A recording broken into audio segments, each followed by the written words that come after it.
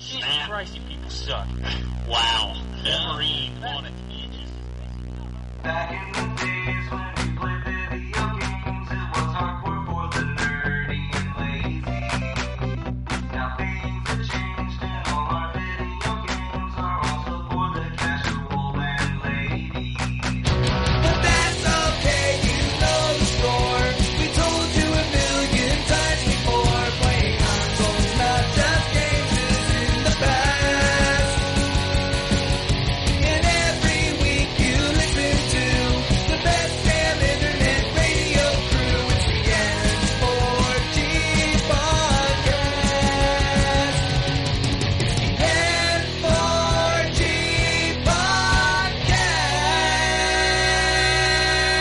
podcast. Alright, it's time for another episode of N4G Radio.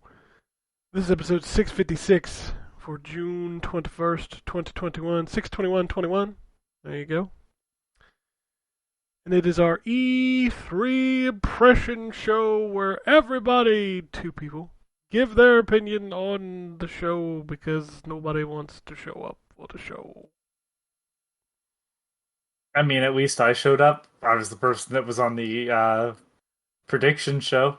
Yeah, which we got compliments. We appreciate the compliments for that show. I really felt like I was phoning it in that day, so... You know now all the things we got wrong, which were most of them. Although I think Yeah. we did get some things right. I know you got a few things right, Yes, I did. so that's cool. I mean, like...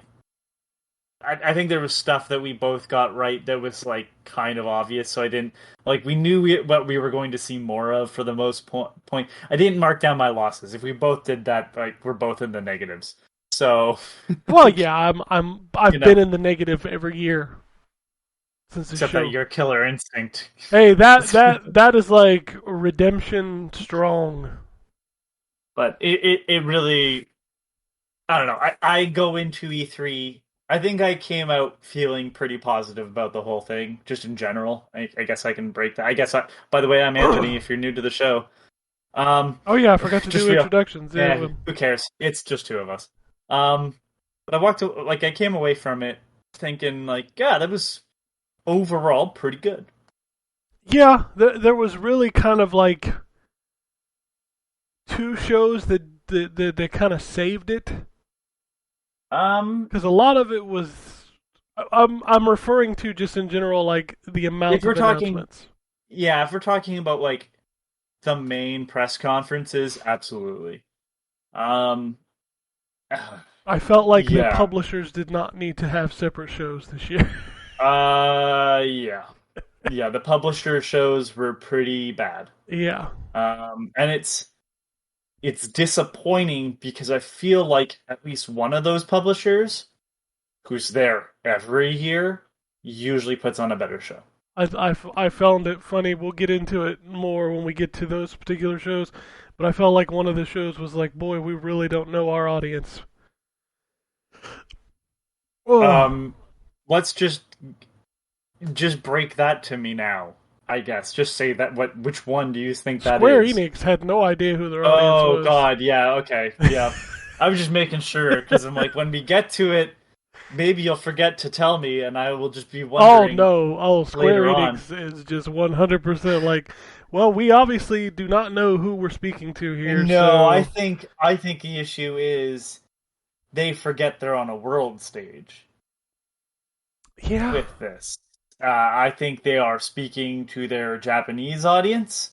I don't think that guess show spoke to the Eastern- Japanese audience at all. Well, I think it did more so than any other group of people.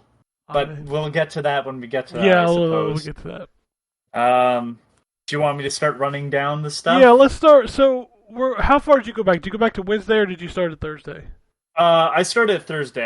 I Okay. totally forgot about Wednesday, so fill me in on what happened Wednesday, because I don't remember. Wednesday was the Warhammer thing, and then also the Okay. Battlefield reveal.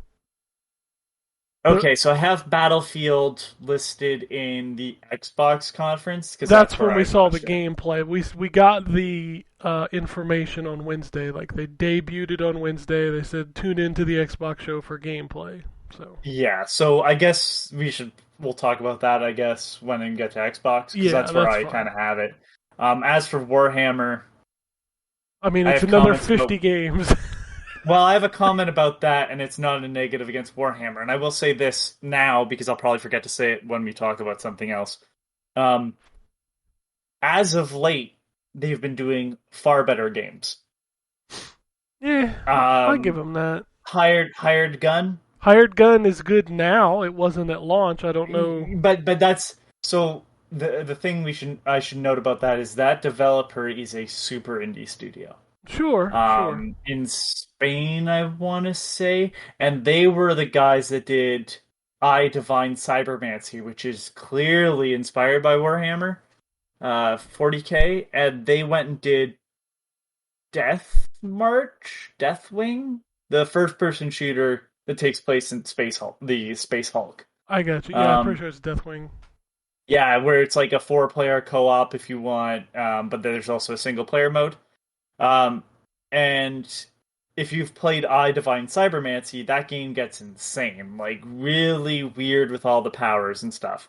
And that's kind of what Hired Gun is, but also mixed with Doom mechanics. So Kind of. yeah, kind of. Like I'm not saying it is Doom. Doom stands above because of quality, right? It's a big studio game when this really isn't. But I think that they've been finding the right studios to bring their games to, and not just kind of farming it out like they used to. So if it's quality, and by quality I mean like B tier games that they're putting out mostly, then there's nothing wrong with that. All right, so we're gonna kick on Ju- Thursday, June 10th, June Summer 10th. Game Fest, the Keeleys, The if you want to Keeleys. call it. It starts off the show with Tiny Tina's Wonderlands. Yeah, that.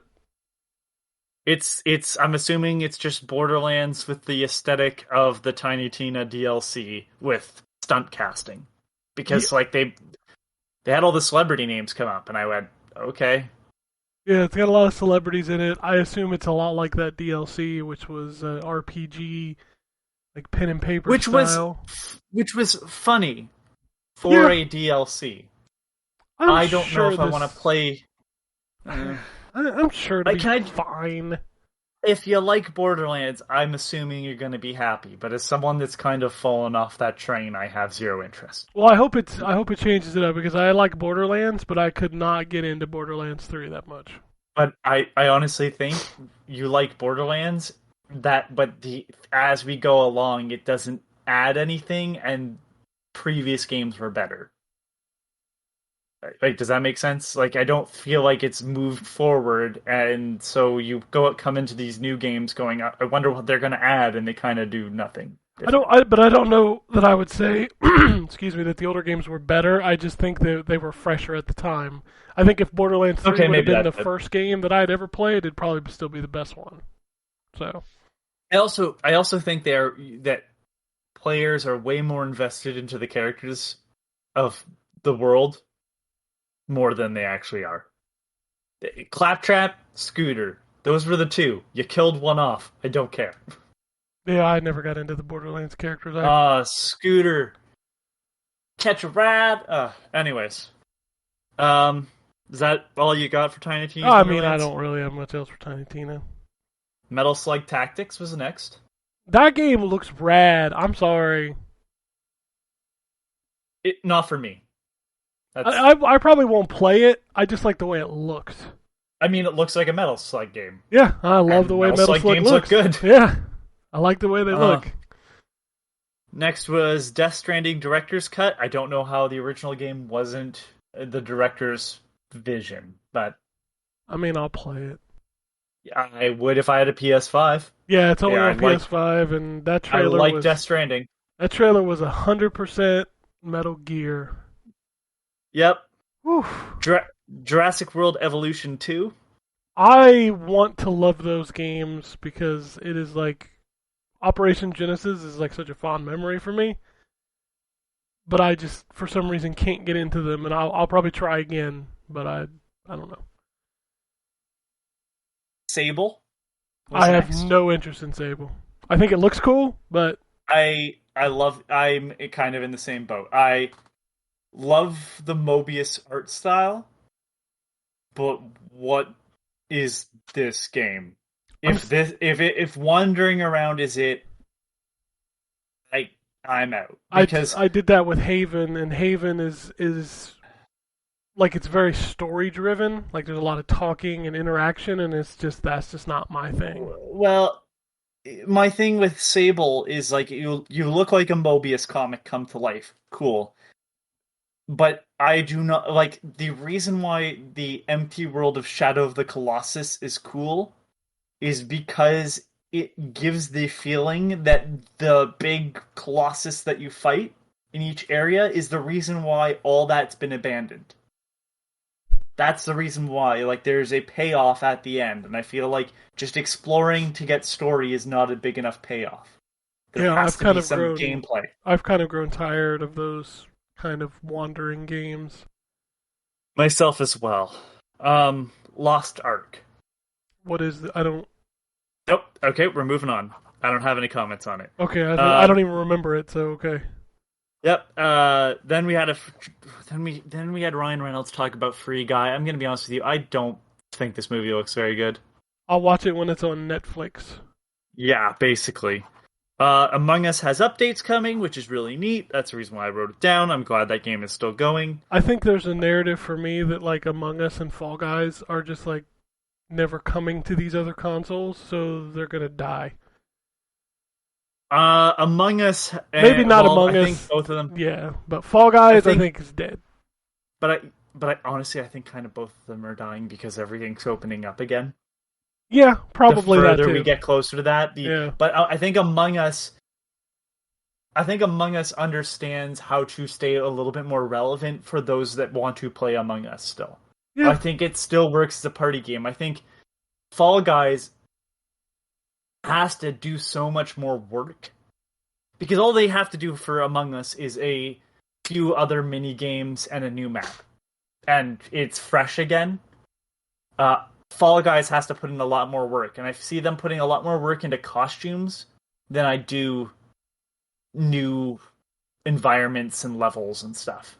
You know, Fall Guys, it's also harder. Fall Guys would be smart to get their game out on more platforms right now, because that as well. Yeah. Next was Chicory: A Colorful Tale, and I just wrote it's a very me game. I mean, it looks cool. I don't know that I would dig it, but it's out.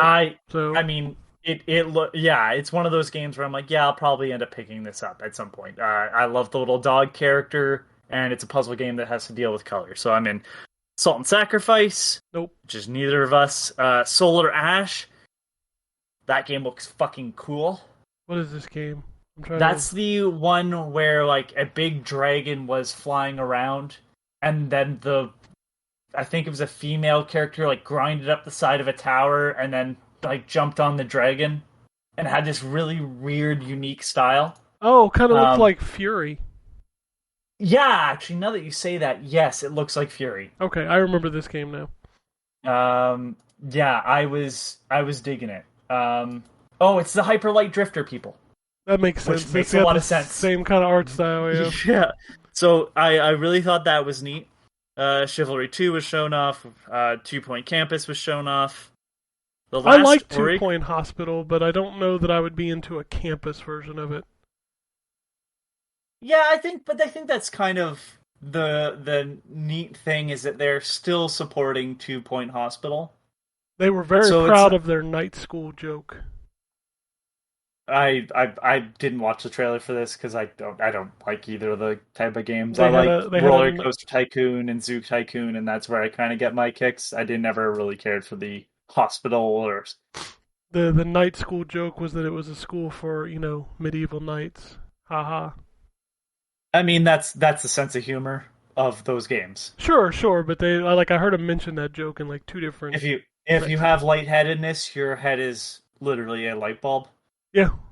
Yeah. So I mean, at least they're sticking to it. The last Aura crew. Yep. No. Scars Above looks like modern Tomb Raider in space. Okay, Had a you put all those words together, and I don't remember that game, but okay. Scars Above. Yeah, I don't remember that game. It's a third person shooter, and it kind of looks like it takes place in the world of Alien.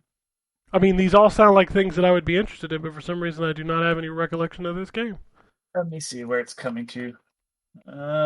Scars Above. Be great if I put the SI. Keep typing wrong. Yeah, from Madhead Games. Let's see. I do not know where it's. The game looks like Returnal and Metroid rolled into one. Yep, that's a good sort of description. Yeah, I'm not sure where it's coming to, but it looks neat. Everybody should watch the trailer for that. I think honestly, I'm not surprised because I don't remember seeing this trailer at all now that I'm looking at these screenshots. well, it was in the Summer Game Fest. I watched it on YouTube last night. Okay, that's cool. I mean, I like it when there's a game I don't remember. That's a cool thing. Then there was Dolmen. I think I'm pronouncing that right. It's a action RPG that combines sci-fi, and it looks like honestly, it looks like a science fiction Dark Souls game. I'm just not into. Souls is out. Yeah, Crossfire Legion, Codename Final Form, Okay. which is an FPS roguelike. I think it's roguelite, whatever. However, but it's by the team that did Ruiner. And I liked it Ruiner. looked pretty cool. So I'm kind of in because of the team behind it. Otherwise, I'd be out. If the words rogue or souls are used to describe your game, I'm usually out. Yeah, and that's kind of how I felt about a lot of this stuff. Echoes of the End, Payday 3. Oh, this is all that, Dark... Oh, God, what's the name of that new company? Coming out of Coach Media? Coke. Koch, whatever you want to... Cock? Just call it Cock. Yeah, I'm just kind of quickly going through them. Again, stop me if you... They announced a new Painkiller game. I just wrote, please don't. The only good Painkiller game is the first Painkiller game, and all the other ones kind of suck. Like, they're not terrible. Of that? Is it... What is the name of that? There's like a whole publishing arm that came out of this, and I think that's where Prime Matter...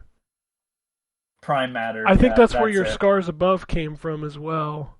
Okay. Well, I was gonna say, like, so the thing is like, they had like a section in the middle. Yeah, like a new which made it really arm. difficult. Yeah, because in my list, just behind the inside baseball, behind the scenes sort of stuff. I'm just gonna use behind baseball from now on. That's the most fun. Behind baseball. Because in the stream, Days of the Devs showcase is after, like, inside the same press conference, but this is in the interior of Summer Game Fest. So, like, that's the reason why I still have them underneath that. But yeah, new Painkiller game. No, just I can't imagine it'll be good. The Anacrusis. That's the Left 4 Dead game. Is it? Well, that was a theme that came out of this E3. Is like there's a ton of new like Left 4 Dead style games. 4-player cooperative shooters against PvE, some sort of monster. Yeah. Yes, as well as on the indie side of things, lots of Zelda-like games. A lot of them. Not Metroidvanias. I almost saw no Metroidvanias. Yeah, they've already burnt that out. And less rogue-likes. Honestly, I'm all about less roguelikes. A lot of Zelda-like games. I didn't see... I guess we'll discuss them when we get there. Keep going. Yeah. New World. Yep. Here's where I have a comment about the Warhammer license. Vampire the Masquerade Blood Hunt. Oh yeah, the Battle Royale kind of thing? The Worlds of Darkness license must be dirt cheap. Absolutely. Because there is a different Vampire the Masquerade game listed in my notes. I mean, they've released 2 like text There's a bunch of adventures yeah. in the last 6 months. Yeah, there's more than that too, and it's like, good lord. So yeah, here's another battle royale that no one asked for. Dark Pictures House of Ashes. Yeah, I'll play it. Did you skip over the Gungrave for the Prime Matter? Because that was in that too. Yes, but that was previously announced. So I found a trailer from like 2 years ago. Oh, So I didn't have it listed. Oh wow. Okay, never mind. Sony announced that game. Damn. Yeah, it's just not out yet. I remember when Gungrave was cool. It's not so cool anymore. Yeah. Tales of Arise. I wish Jay were here. Sky, Le Petit Prince. Okay. This is the new game from that game company. Oh, the one The that was on people the that phone? Did Journey and stuff. This is the Little Prince game. It looks like everything else that game company does. It kind of looks like Journey. It kind of looks like Flow and all that stuff. Planet of Lana. It's a cinematic platformer with the little cat blob thing. It's just like a little black animal with a tail, and it's all painted as far as I know. And it looks like, your Limbo and your Inside type of game, and I love those types of games. So seeing one that like has a very unique art style that's cartoony, but also seems to be kind of covering the same sort of dark subject matter, I was really interested in it. Overwatch 2. That was the most anticlimactic presentation I've ever seen in my life. I figured as much, but I figured I will make one comment about that presentation. That game ain't coming out for a while. Yeah, well, When your announcement is 2 character design reworks, yeah. I don't play the game, and I know people know that, but like, what the fuck are they doing? I don't know. Wow. Yeah, Dungeons and Dragons: The Dark Alliance. I didn't realize there was a "the" until I watched the trailer. God, I just more behind baseball. I almost had a code for that before the weekend started. I'm really excited to play that game. I didn't realize what it was, and when I saw the trailer, like when I saw it, like I'd seen pictures, but when I saw them in action, I went, I don't think this is for me. Oh, that's a shame because it's on Game Pass. You could play with us. I love the original. I think Dark you should Alliance. still try it. It's on Game Pass. I will. It was one of those things where it was the first time in any of the trailers I went, oh, like actual disappointment, not just like that's not for me type of thing, or like this was actual like disappointment because I didn't like how the action looked. Oh well, it's on Game Pass. I'll so try you can it. try it. Yep. Monster Hunter Stories 2: Wings of Ruin. God damn, I might play a Monster Hunter game. Yeah, I'll never. I know it doesn't count. I know it doesn't count, but it's like it's the RPG one. Yeah, I know. The stories ones didn't do anything for me either. I'm just not into Monster Hunter. Back for Blood. I'm on the fence of that game. That's one of those games that I'm super thrilled that it's on Game Pass because I don't think I would want to pay for that.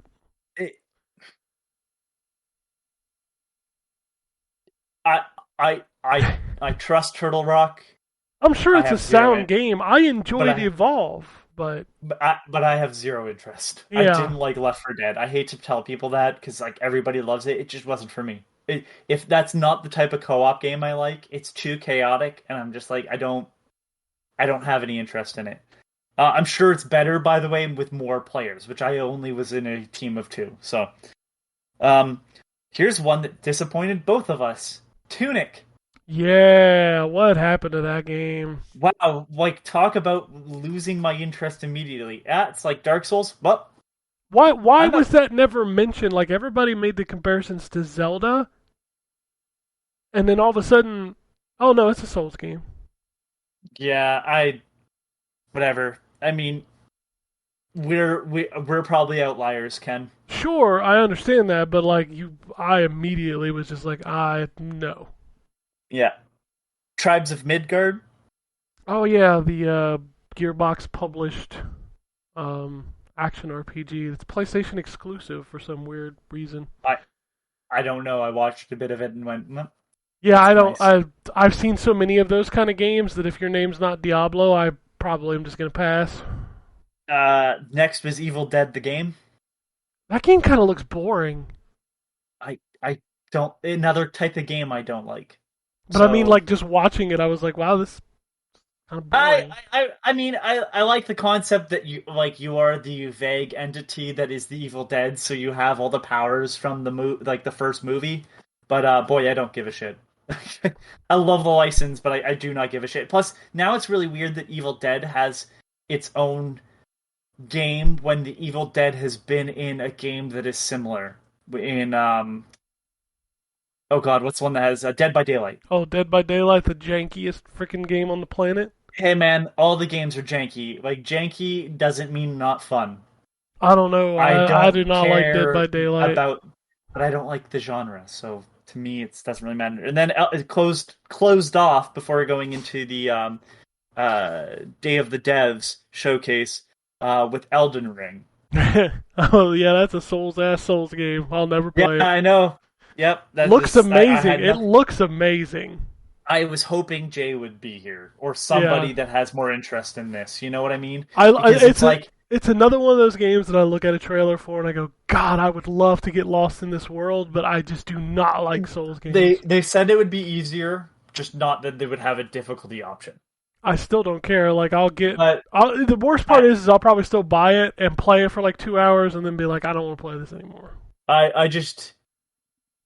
Hey, look, you know what? Like, I'm happy that people get more of what they want, which is Soul stuff from the Soul Studio. It's like, it'd be like if they were still making Armored Core stuff, right? And that's all they kind of did. Yeah, it's not for me, but like the Armored Core fans are going to be happy. So it's like I kind of know that From Software is going to make things I don't really like. It's kind of like how I feel about Naughty Dog, except that Naughty Dog had a franchise I loved beforehand. But it's like Way of the Warrior, baby. Oh god. All right, moving on. So this is technically still part of the same show, but it's the Day of the Devs showcase now. Axiom Verge was shown off a bit more. Axiom Verge 2. I still don't like the art style. They also announced it for PlayStation, right? I believe so, yeah. Yeah, so it's Switch, PlayStation, and PC now. So Poem, a photo adventure. Okay, I'm out.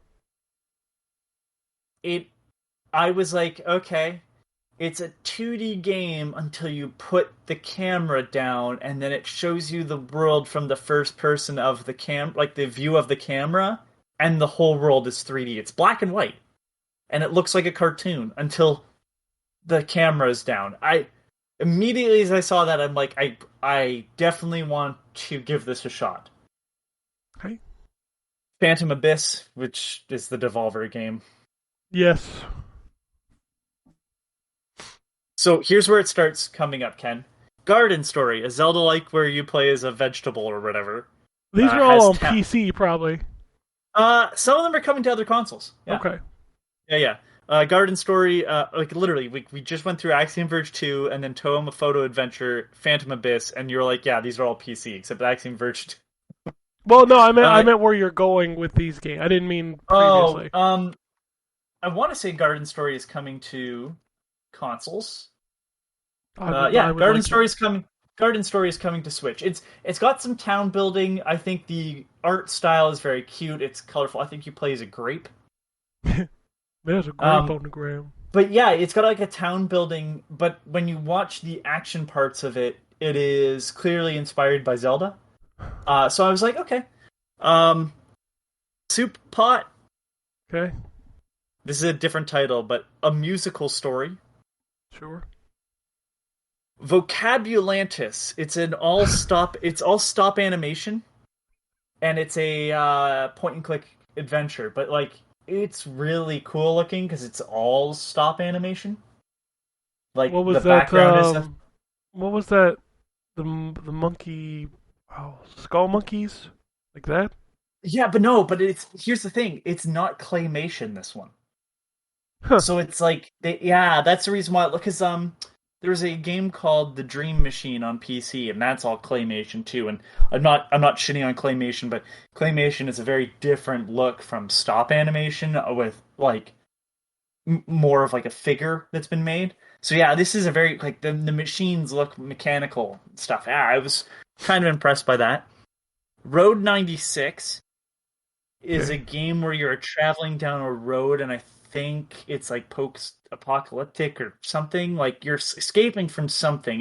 It seems very unique, but I don't know enough from what's been shown. So it's something I'll keep my eye out for. The Wandering Village, which was shown off a couple times. It's a like a city builder on the back of like a giant tortoise or something, or giant dinosaur. Okay. Interesting. Unbeatable.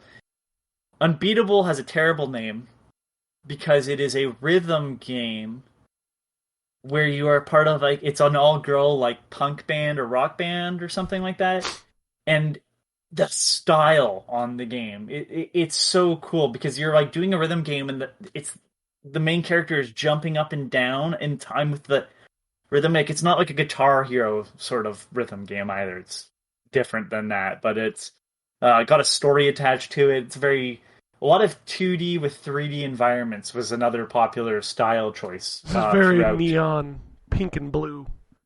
Yeah, but I was impressed by the trailer enough to be like, because honestly, rhythm games kind of turn me off now, and it's just, I think, because I'm not interested in anything that's not like Rock Band, or Amplitude and stuff. But it's just, it was neat. So I was like, okay. Death's Door. Oh, this is the bird game? The Crows. Yeah. Yeah. It's made by, I don't really like the dev's previous game, which was Titan Souls. Okay, I remember that game. And yeah, and this is going to be another Souls-like, but it does look like it has taken some cues from Stories, which is not the same dev. But I really liked Stories, and this seemed to show off similar combat to Stories, so I'm like, okay, maybe I'll give this a shot. Behind the Frame, Elekhead.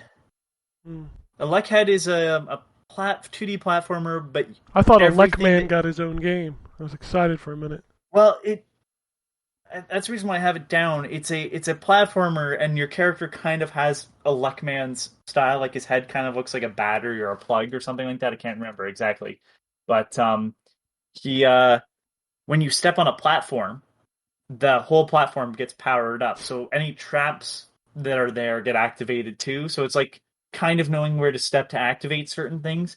It's neat. Wasn't a lot shown off. Very minimalist style. Like it's all pixel art, but I think it was pixel art, but it was like just 2 colors. So, Demolition Robots KK. Okay.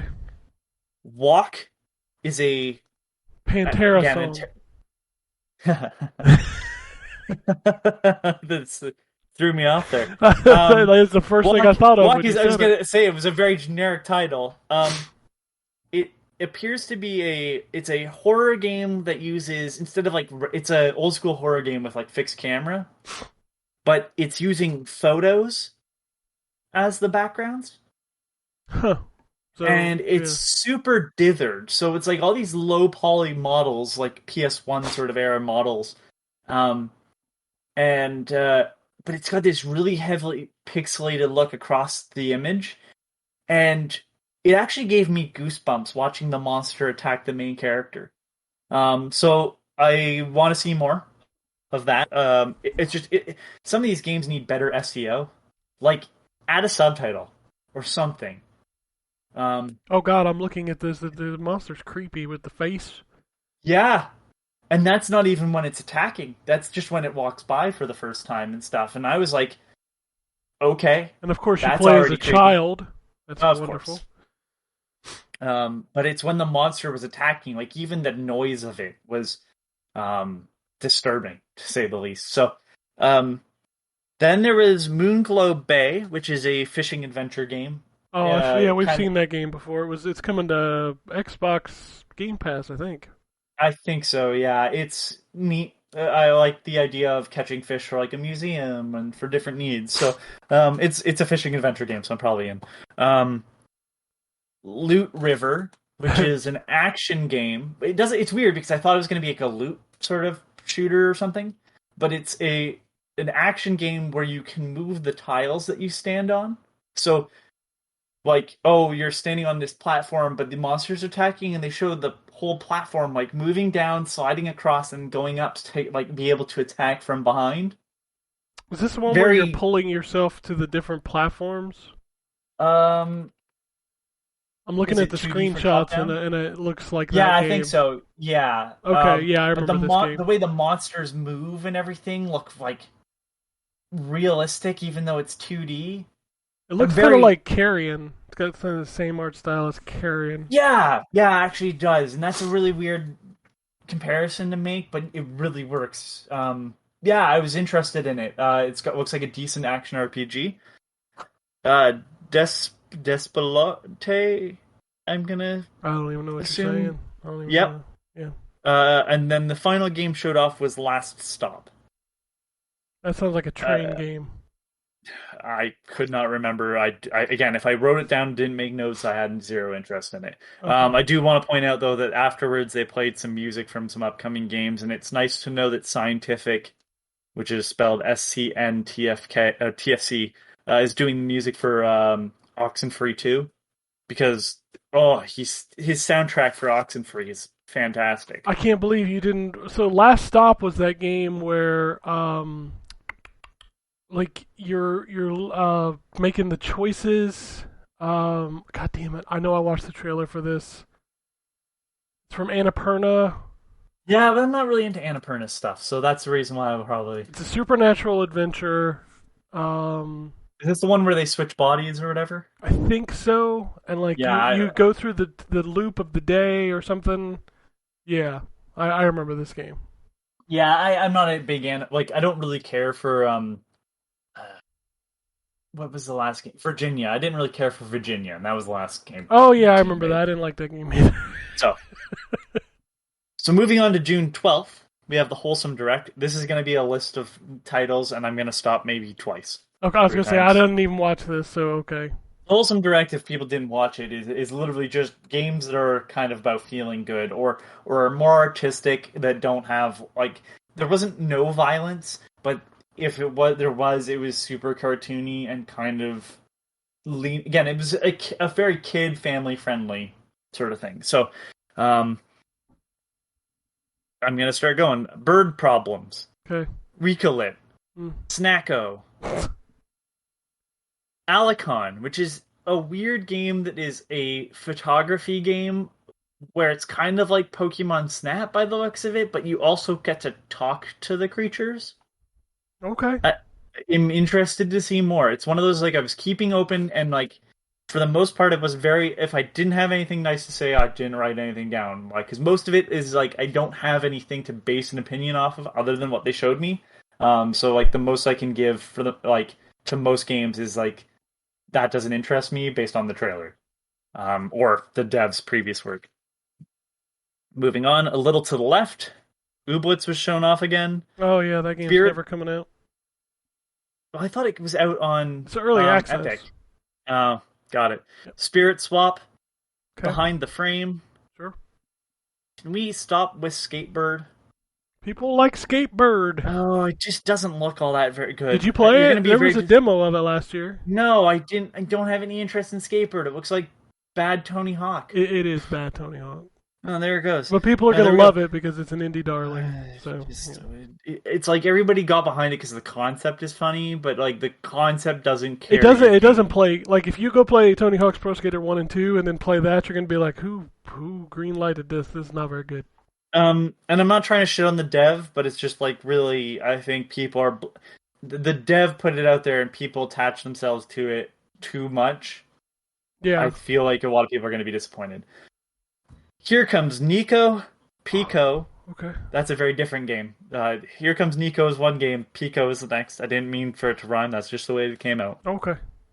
Lake, Yokai Inn, Mythic Ocean, Kokopaz Atlas, Button City, Letters, Hot Pot for One, Garden Story, Tracks of Thought, Beasts of Maravilla Island, Hoa, We Are OFK, Paralives. We've seen this one before. Kiwi. Yeah. Yeah. A Walk with Yaela. Yeah. Yeah, it's I don't know how to pronounce it because I believe it's either a name or a word from a different language. 2D game where I think you're accompanying someone and they're telling you a story, but it looked very interesting. So Black again, it's and one of white. those I kind of need to. Yes, black and white. Very interesting. Looks like I like the art style. Earthbound. Like Earthbound Kind in of. black and white. That's weird. Yeah, and it seems to be narrative focused, so of course, like, it's not gonna be everybody's thing, but it seemed interesting enough where I was like, okay, Dor Dugny. Sure. Again, I apologize. Can we just stop for a second and say there are too many fucking video games? Yep. Moving on to more video games now. The Gecko Gods. I'm actually excited for this. You play as a gecko. It's a 3D platformer, but it's all very realistic looking. I wish it was a sequel to Gex. I could do without Gex's jokes. No, that's that the whole aren't point funny. of Gex. Oh God. Anyways,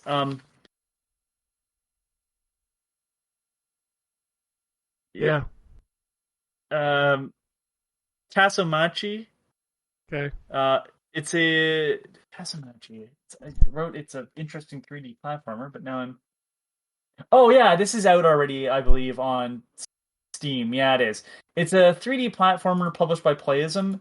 It's got a really unique, like, East Asian look to it, but it's a full 3D platformer in a giant world. I don't know what the purpose of it is, but it's one of those I'm going to look into it more. Okay. Please Be Happy. I'm trying. Witchy Life Story. Yeah, well, there's games, so that'll die off before the end of the podcast. Battle Cakes. Okay, this is one where it's like, I don't know why, but I'm interested in it because the gameplay looked good and the concept is stupid. Bear and Breakfast. Are you like at a bed and breakfast for bears? No, you are a bear that runs a bed and breakfast. Oh, okay. So we're But there. it looks like you have to scavenge to make things for your bed and breakfast. That's Sure. what I took away from the trailer. So I was like, immediately I went, this looks dumb, but I also think this looks fun to play. So, like it was like a bear like scavenging through an item where it was like finding materials to build a bed for one of the rooms. So sure, Passepartout 2, The Lost Artist. This is a sequel to the. Isn't that the dude from Around the World in 80 Days? The one Jackie Chan played in the remake? Yeah, dude, you're asking me for two movies I didn't watch and had zero interest in. Jackie Chan! It's great, but Jackie Chan's also in the... If Jackie Chan is in something that's made in China, it's probably decent. If it's made in something in America, they've probably miscast him terribly. Sally, Rainbow Billy. Okay. Is he Rainbow Bright's brother? No, but this is another game where it's that 2D art style over a 3D environment, kind of like Paper Mario-esque, to the point where I found this to look a lot like Paper Mario. Wow, this game is like in your face with color. That too. I mean, it is called Rainbow Billy, so I'm not sure what you'd expect. But I mean, like, it's like some fucking not Adult Swim, but like Cartoon Network shit.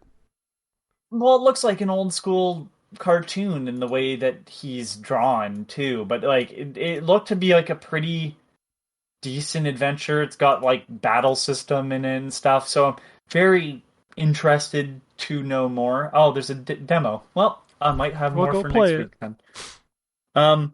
Unpacking, which looks like the most cathartic game ever, which is just literally unpacking and putting stuff into proper places.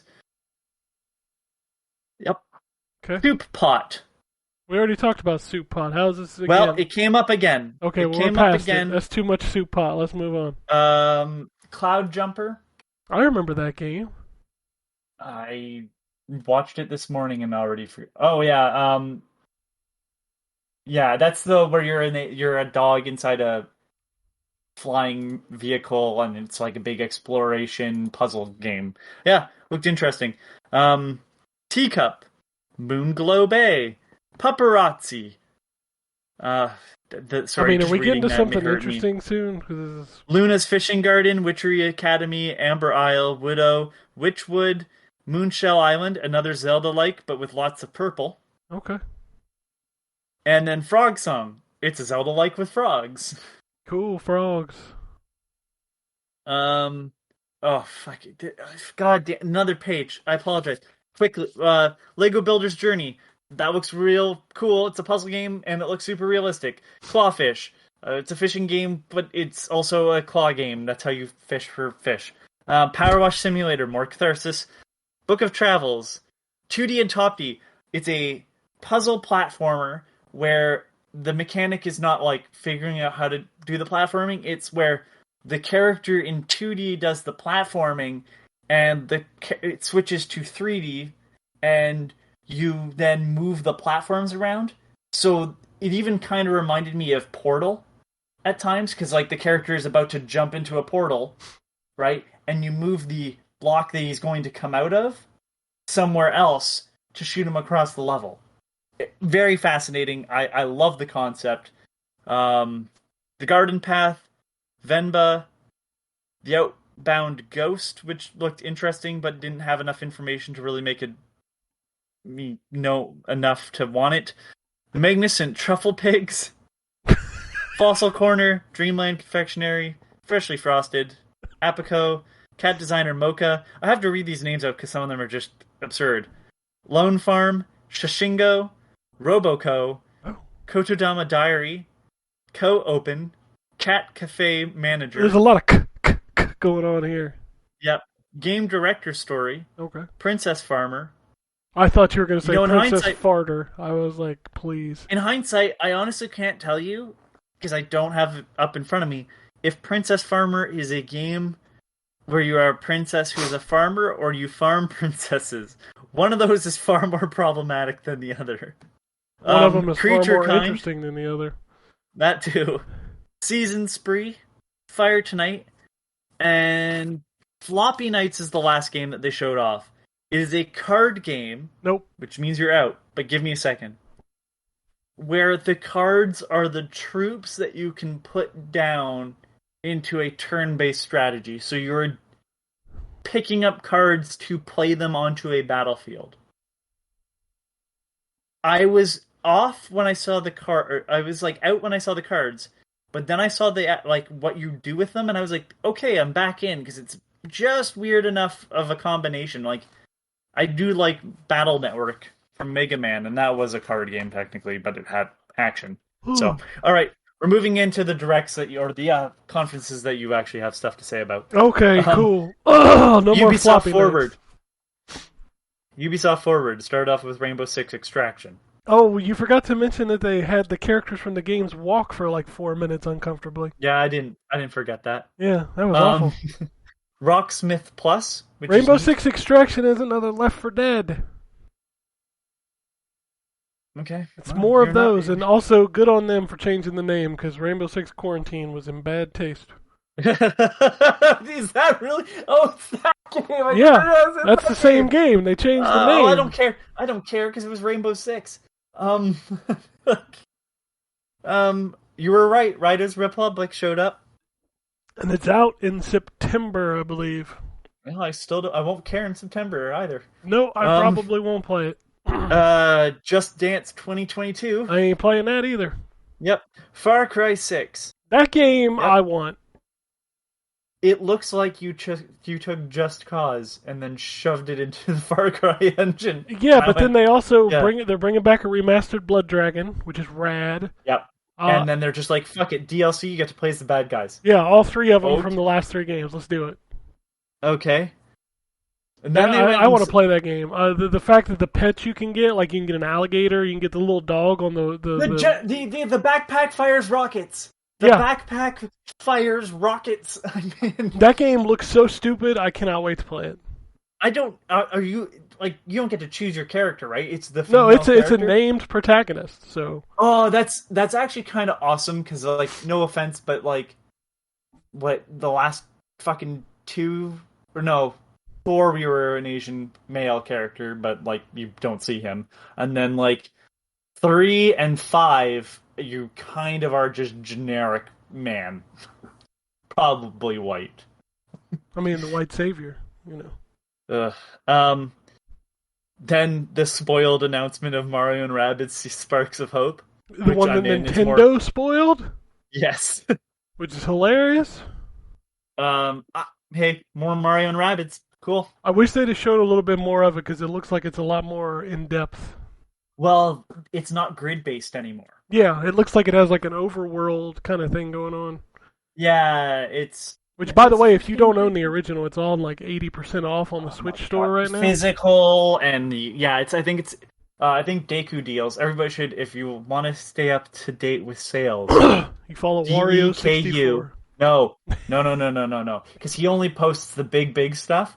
If you have any smaller stuff on Switch that you want to watch out for, Deku Deals, DEKU deals.com. We'll look at just the eShop. You can look at like all of the physical places too, but I just look at the eShop. Is it faster than the eShop? Oh my god, is it ever? You can search by name, but it's like you can sort by hottest deals, name, price, discount percent, discount amount, release date, most wanted, most owned, Metacritic score, the Metacritic user score, sale end time, sale start time. Do you run game this length. website? No, it's just the best fucking website to go through the fucking Switch store. Anyways, and then they closed off with Avatar: Frontiers of Pandora. Can we stop trying to make an Avatar thing? Like, I just wrote as my only note, stop trying to make fetch happen. Sure. I mean, the only thing I'm excited for the Avatar game is that it's on like a new engine or something. So. Okay. And it's supposedly next gen only, which would be interesting. That is the most boring fucking franchise. Ubisoft made the first Avatar game, right? Yep. Okay, I remember that game was terrible. Yeah. So I I guess they were in for more than one game. Hey, guess what? License. Splinter Cell is dead. Long live Sam Fisher. Sam Fisher is dead. Except they're making a Netflix animated show. Hey, everybody. Guess what else is dead? The game that was never coming out anyways, Beyond Good and Evil 2. Alright. So then it was Devolver Digital. Which was an entertaining crossover with Sonic the Hedgehog. I didn't watch it. Oh yeah, with the chili dogs. The chili dogs. Yeah, I'm kind of grown tired. It was funny when you were taking the piss out of like press conferences, but I don't feel like they take the piss out of anything. It's just weird now. No, they took the piss out of something. So you don't know anything about it? No. It was about a subscription service. Oh yeah. I heard Devolver Pass. NFTs and stuff as well. Except NFT stood for. What did it stand for? Well, it was the tape that they sold. They had like the whole conference on a VHS tape, and they sold one of it. But it was like fucking something. F was for fucking. I remember that. Yeah, I appreciate what they do, but I liked the idea of this fake CEO walking in on stage and her head exploding like the scene from Scanners at the end, and then the next year, the guy that lost his hand in the first press conference comes back. And it's just like that the narrative that they were building got really weird like 2 years ago, and I was just like, okay. I appreciate it, but like to me, like going over the conference, I was like, yeah. Alright. Trek to Yomi was the first game they showed off though, and that fucking game looks awesome.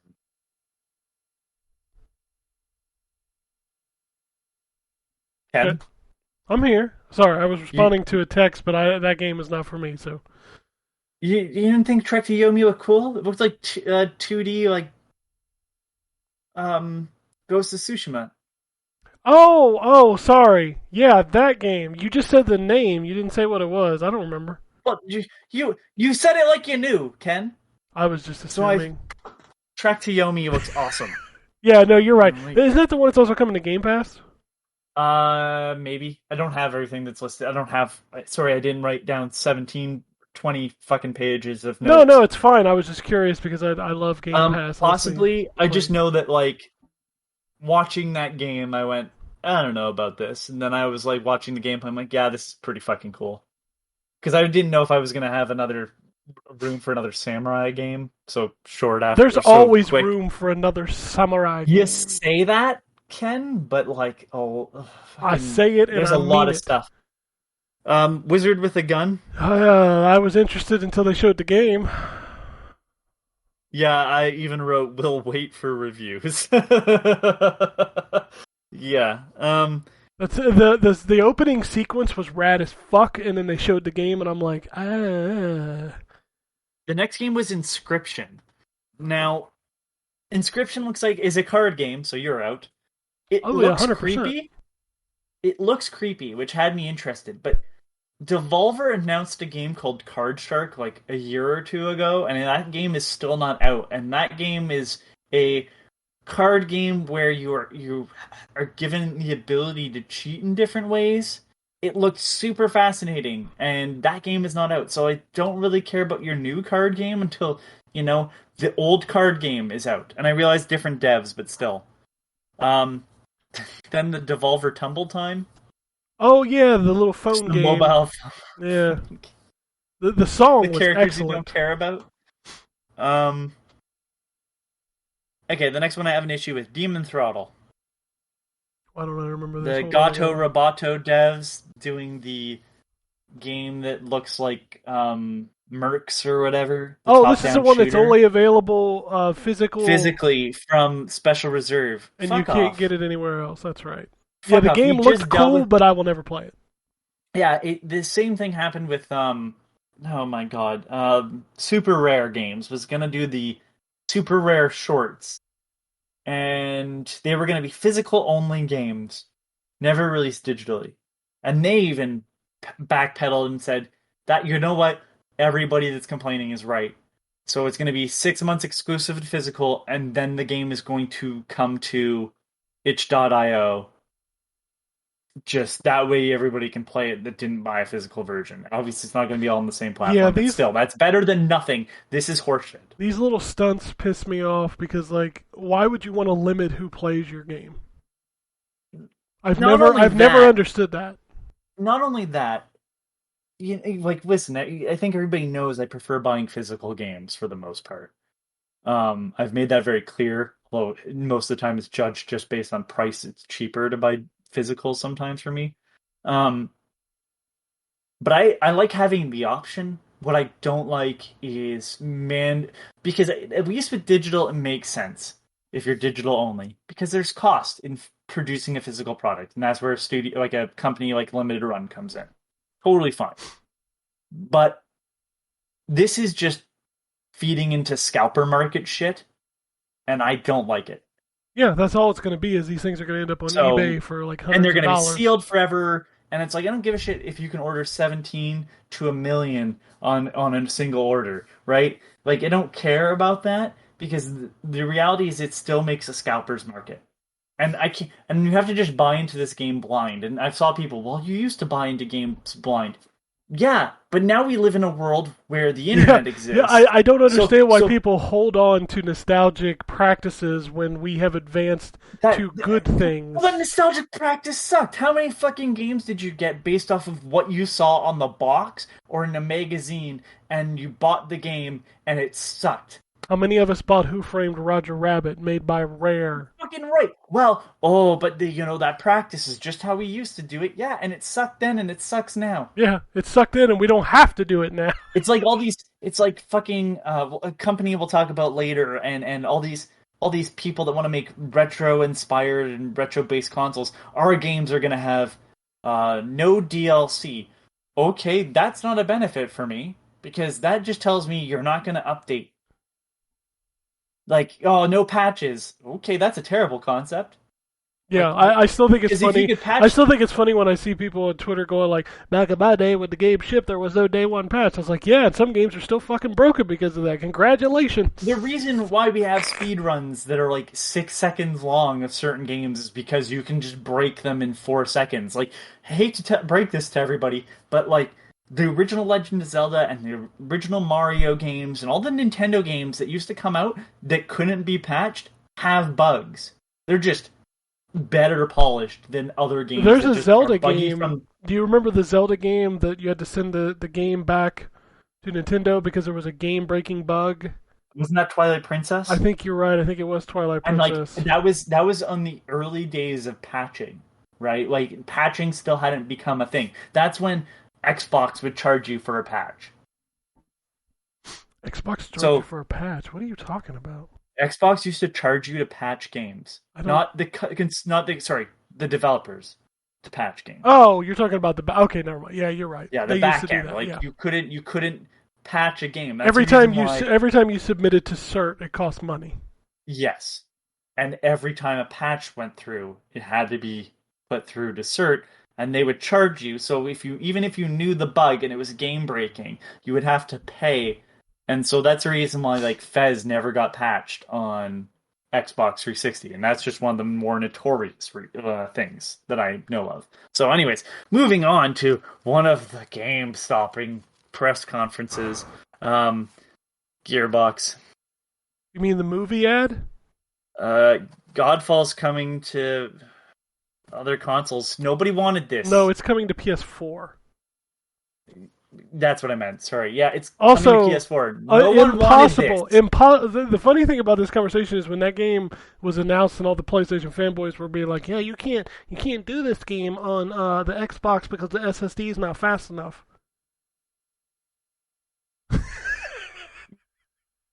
Yeah. Also, that game nobody still wants isn't great from Godfall the on any understanding. other platform. Yeah. Then Tribes of Midgard was shown off again. That's Gearbox. Then makes Homeworld. sense. Yeah. Then Homeworld 3. Wasn't Homeworld sprinkled in between every game? I don't fucking know, man. Do you think I sat there through that fucking pain? I did, unfortunately. Oh, fucking why? Anyway, Tiny Tina's Wonderlands was shown off again. Bet Pitchford regrets having this at Keeley's. I mean, same trailer, so what difference does it make? Yeah, but I bet he regrets not having it be an actual thing to watch the Gearbox press conference for, because the only other thing that I have written is Randy Pitchford holds Kevin Hart hostage on camera. Pretty much. I don't want to see your shitty movie. And like, God, Randy Pitchford, stop being the face of your company. No one wants to see you. Like, stop fighting this. And like, no offense, but what are you doing? Let's go talk to the people in the movie based on the franchise. They don't know who you are. They don't give a shit either. Oh, fuck. Anyways, Okay. here's one where we're gonna have long talks about. Xbox and Bethesda showcase on June 13th. So, the big thing about this, I want to get out of the way firsthand. 27 of the 30 games shown are coming to Game Pass day one. And I want to say half of the games are coming this year. Or So over the half three. the games So are we'll coming. start with the 3 games that are not coming to Game Pass, which is Far Cry 6. We already talked about that. Yeah, I didn't have this in my list, Battlefield 2042 which I do have in the list. We'll talk about after. and Diablo 2 Resurrected, which looks fucking awesome. I have that listed. So, in order, Todd Howard starts the show, and he shows us a trailer for Starfield that tells us nothing. But hey, it's apparently coming out next year, which I would hope to see at least a little bit of gameplay. But okay, I mean, listen, we got 18 months before this game launches. We'll get plenty of trickle between now and that's- then. That's true. I just wish, I wish there was a little bit of something. It's crazy to just a me. little bit. It's crazy to me that we see Starfield. That's the end engine. It looks good. I'm interested in this game. I will play this game. But we got a specific date. Like Yeah. that's crazy to me. 11/11/22. 22. And like, I think my biggest issue with not seeing anything is probably because it's dated. Yeah, and I think the I don't- date is a nod because if you remember, Of course, it's a Skyrim nod to was Skyrim. 11/11/11. Yeah, but it's like, Starfield. We've heard about this game for years. Yeah, but they've And never actually like shown it off. shown any of the games, so we knew that. But it's like, to me, they never showed any of the game on this either. Like, it's not how good you look in engine; it's how good you look in an engine when the game is actually taking place. So And it's here's like, I know it's gonna be. I know it's gonna be Fallout / Skyrim in space. I totally understand that. That's what Bethesda does. I just was hoping to see something from. well, this. here's what I think happened. So Bethesda was shopping to be sold. When they announced Starfield and Elder Scrolls 6, they were trying to get their investors to realize that they had games that were going to make a lot of money coming in the future. So they announced them probably 2 years too early. That is my guess as to why we heard about Starfield, 2 years ago. I mean, it was just like, it's been a rumbling for longer than that. And I realize I usually don't, but they confirmed it, and I don't know. I just was hoping for something out of this. And it's not because it's not fuck Bethesda. It's more of like, I'm genuinely curious if this is going to be Fallout in space. Is it going to be running off this old ass engine that they just keep piling stuff onto? Or are they doing something new that works the same way? Do you not know? No. So in the trailer, right at the beginning, it says built on Creation Engine 2. It's a brand new engine. Oh, thank God. Yeah, that's not the old I engine. didn't That's realize. one of the reasons why it's taken so long to get Elder Scrolls 6 and Starfield out, is because they built a new engine. Well, if it's a brand new engine, thank God. That's honestly what's been taking down my love for their games. Like, it's all been very janky because it's stuff that was Morrowind was built off of. So I'm glad. Listen, I'm excited to see more. This is not me complaining that. It's literally, I want to see more. It's not fuck you, this trailer was bad. So, a trailer that was really good followed it, which is Stalker 2. Stalker 2 looks good. I will be interested to actually see that game because I know the first game was. This already looks like it's actually more of a shooter than the first game, which is a janky mess. And I like the fact that the main character was looking for anomalies by throwing screws, which is from like the movie that the Stalker games are based off of and stuff. And yeah, it looks kind of what I would expect that game to look like, but it looked fucking awesome. So I came from a point of not giving a shit about Stalker 2 to giving a shit. Yeah. More Back for Blood. Yeah, Game Pass day one. Again, everything else we talk about is Game Pass day one. Except for Battlefield. Well, that's what I said. I already mentioned those three games. Battlefield, holy shit, is all I want to say. Is holy shit. Watching the fucking tornado or whatever, just come through that city. Hey, I'm not going to lie that game looks incredible. It sounds incredible, but I am out for two reasons. Number one, no single player. Number two, it's a $70 multiplayer only game. Yep, you just unsold me. I was like, I could still buy multiplayer, and then you said that, and then well, it's $70 if you buy next gen. It's no, it's not, Ken. I'm in Canada. It's well, I mean, going to be $90. Okay. It's going to be $90 for me, not $110 or whatever. That's what I'm saying. It's like it's $10 more on next gen than it is on current gen. On current gen, it is only 64 players, by the way. As opposed to the 128. I'm going to be honest with you. It's fine. This game should be in Game Pass. That's still a lot of players. This game should be in Game Pass because I think it's going to die on the vine. $70 multiplayer only. I don't know. I think it's going to die on the vine because the next gen version, which is probably the version they put more people behind, literally just can't hit the numbers of previous gen because no one can buy the fucking console. Well, that too. So, the next one was Sea of Thieves, A Pirate's Life. Don't care. Which is the Pirates of the Caribbean crossover. Don't care, but that's a great crossover. Great crossover. Still don't care. Contraband, which is the teaser from the Avalanche devs. That's the Typhoon game. What? The rumor that had been floating around on the internet forever, the Typhoon game. I don't know about this. You're gonna have to fucking go into So the detail. man. insiders have been talking about for months that Microsoft had made deals with different companies. One was with Avalanche for a Typhoon, which was the project name of Contraband. The other one is the IO Dragon game. Okay. So Microsoft is doing a bunch of, we're going to hire this third-party development team to make a game exclusive for our platform. This is the first one, Contraband. Okay, so it's not about a typhoon. It was Project called Typhoon. Project Typhoon, and that's what the Okay. insiders were hinting at. They kept That's playing the reason- Typhoons. Okay. Sure. I'll. Whatever. I guess. It looks like apparently it's a co-op Just Cause style game with heists. Stop with the co-op. I mean, Stop it. but there's a lot of those games. I know. Lord Almighty. Anyways, 12 minutes. I don't care about this game, but I know a lot of people do. Time loops. Time loop puzzle things. Give me. Weird kind of casting because it's big actors, so I have a feeling this game's going to be really short because that's where the money went, but I'm interested still. The next one I just have Psychonauts 2. Yep. I mean, it's coming out in August. That's rad. I'll play it. I mean, yep. Then there's Fallout 76 DLC. No one cares.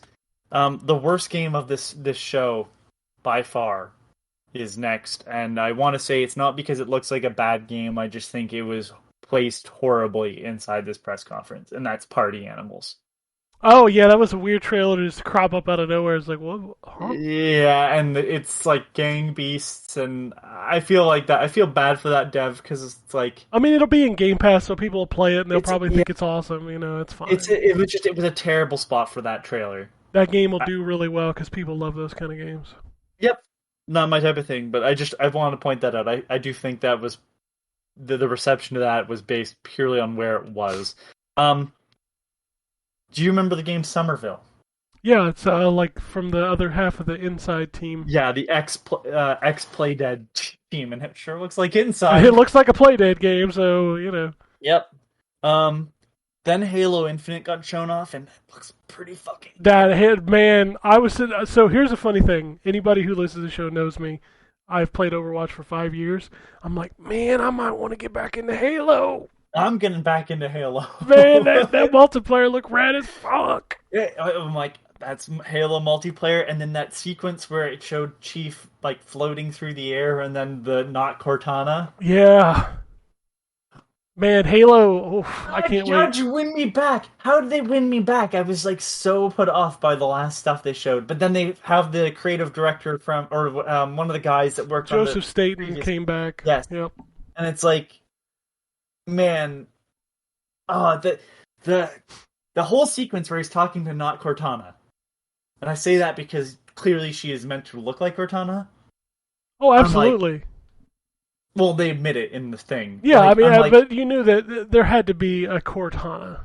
yes, but I mean, like, the fact that they are not just giving you they are giving you like a character who is specifically supposed to take the spot of Cortana to the point where she looks like Cortana. Like, they admit that, like, yeah, it's supposed to be just another model, basically, of the AI.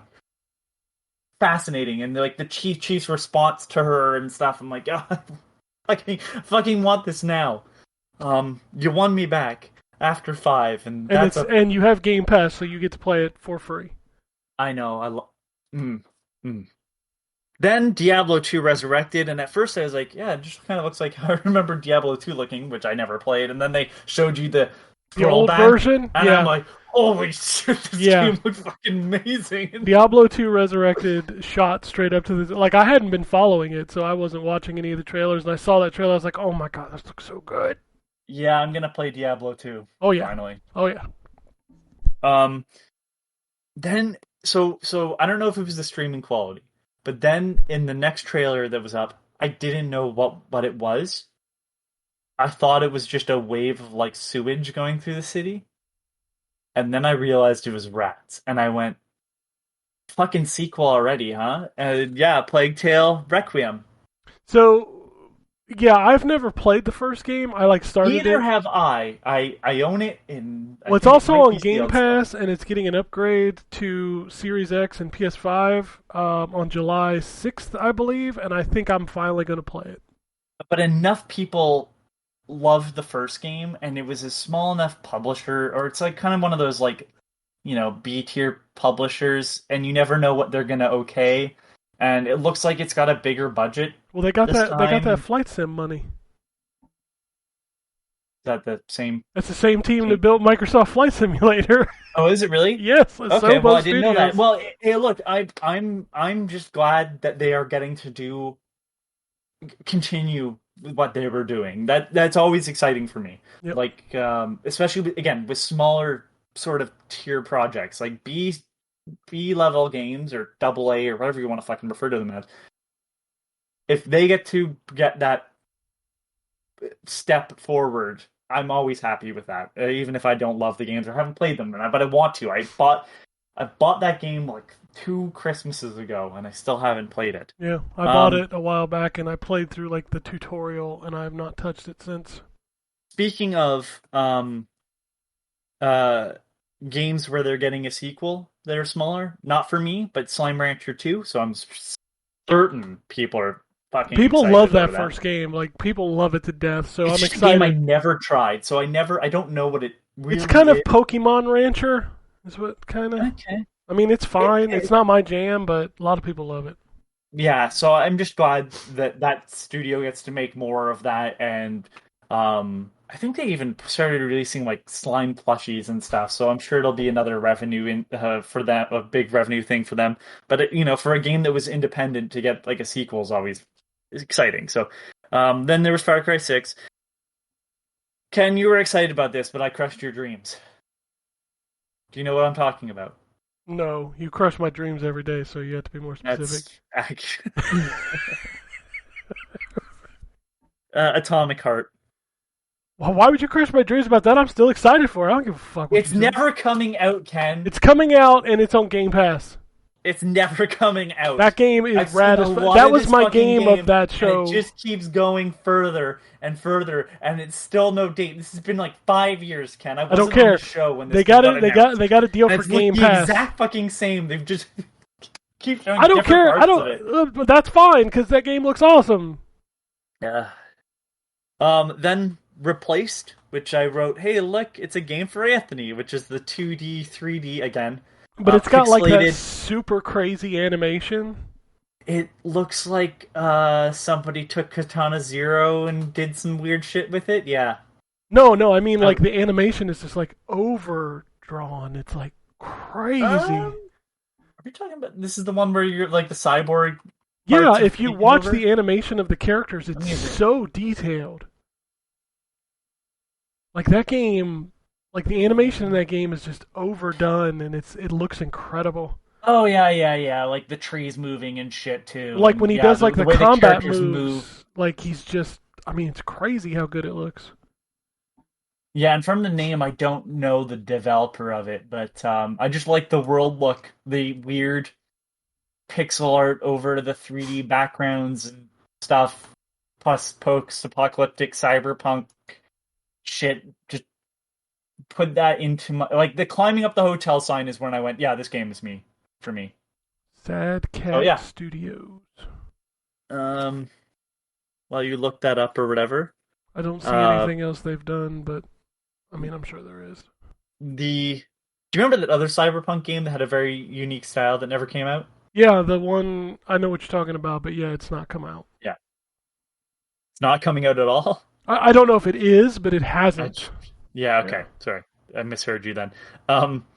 Then we had the update trailer for Grounded, which I thought was funny. I just surprised it's not 1.0 after all Yeah, of I this. really it's killing me not to play this game because the game is fun. I've played quite a bit of it, but This is probably where I start playing it though. Now that it's got achievements, I almost said trophies. Achievements, I'll probably play it.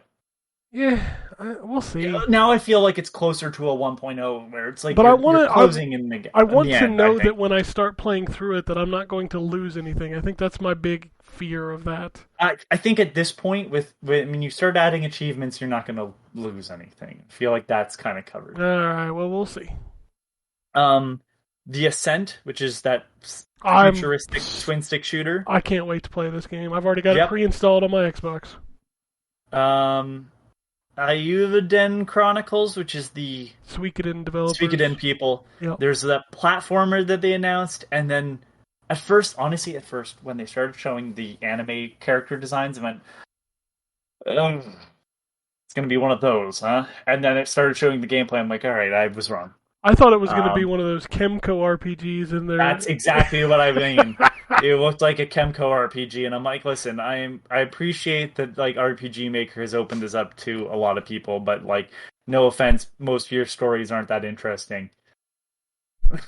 No, as soon as I heard it was kind of from rummage through generic RPG is what I mean. Your stories are interesting, but let me just read them. Yeah, when I heard it was Yeah. the Suikoden people, I was like, okay, I'm it's on Game Pass, so I will give it a shot. I'm more excited for that platformer that kind of reminds me of Prinny. The Prinny games. Yeah, when is Um, fucking that team gonna bring stuff to Xbox? That's crazy to me. Nisa? Yeah. Yeah, I don't know. They need to start doing stuff like that. Age of Empires 4. I mean, I'm sure it's good, but I don't know if that was your type of thing. Like I a lot of liked people love Age that 1 type of stuff. I liked Age 1 and 2. I never got into 3. Like I fell off I'm RTS. not a Civ. I'm Yeah. not a Civ guy. Well, it's not a RTS, Age it's of not Empires guy. Civ. Well, I don't know the difference. That shows you. Turn-based versus Oh. real-time. Civ is Okay. turn-based. Age of Empires is real-time. Well, Civ then sounds more like my thing. Yeah, I'm more of a real-time. And then the hilarious trailer for Outer Worlds 2. Yeah, it's cool to see that they're making a sequel. Obviously, that we're not going to see that till 2023, 2024. But Yeah, what I am excited about is that this game is going to have a budget behind it. a huge budget. Yeah, the last game, all its shortcomings, you can, and to be fair, there's very few, but in terms of like just kind of like showing the engine's kind of not the best or whatever, like all those shortcomings are going to be gone because the budget will be behind it, and Microsoft will probably publish this one because I believe. Well, they own the rights to that. It is a Microsoft, Yeah. and that's the reason why the trailer was shown, was that Microsoft was saying, "Yeah, we've got this one too." Yeah. Then Flight Simulator, so everybody can get excited for that. I mean, I'll put it on and show off my TV. Yeah, I don't give a fuck about Flight Simulator. I'll fly to my house and crash I feel like a into lot my of people driveway. that are excited about this but have never played a Flight Simulator. Oh, I know exactly what it is, and I'm going to put it on autopilot and fly to my house. Yeah, exactly. Forza Horizon 5. Holy so shit. Ken, you were right. Talk about the details in stone some more. My Please. God, the visuals in that game are ridiculous.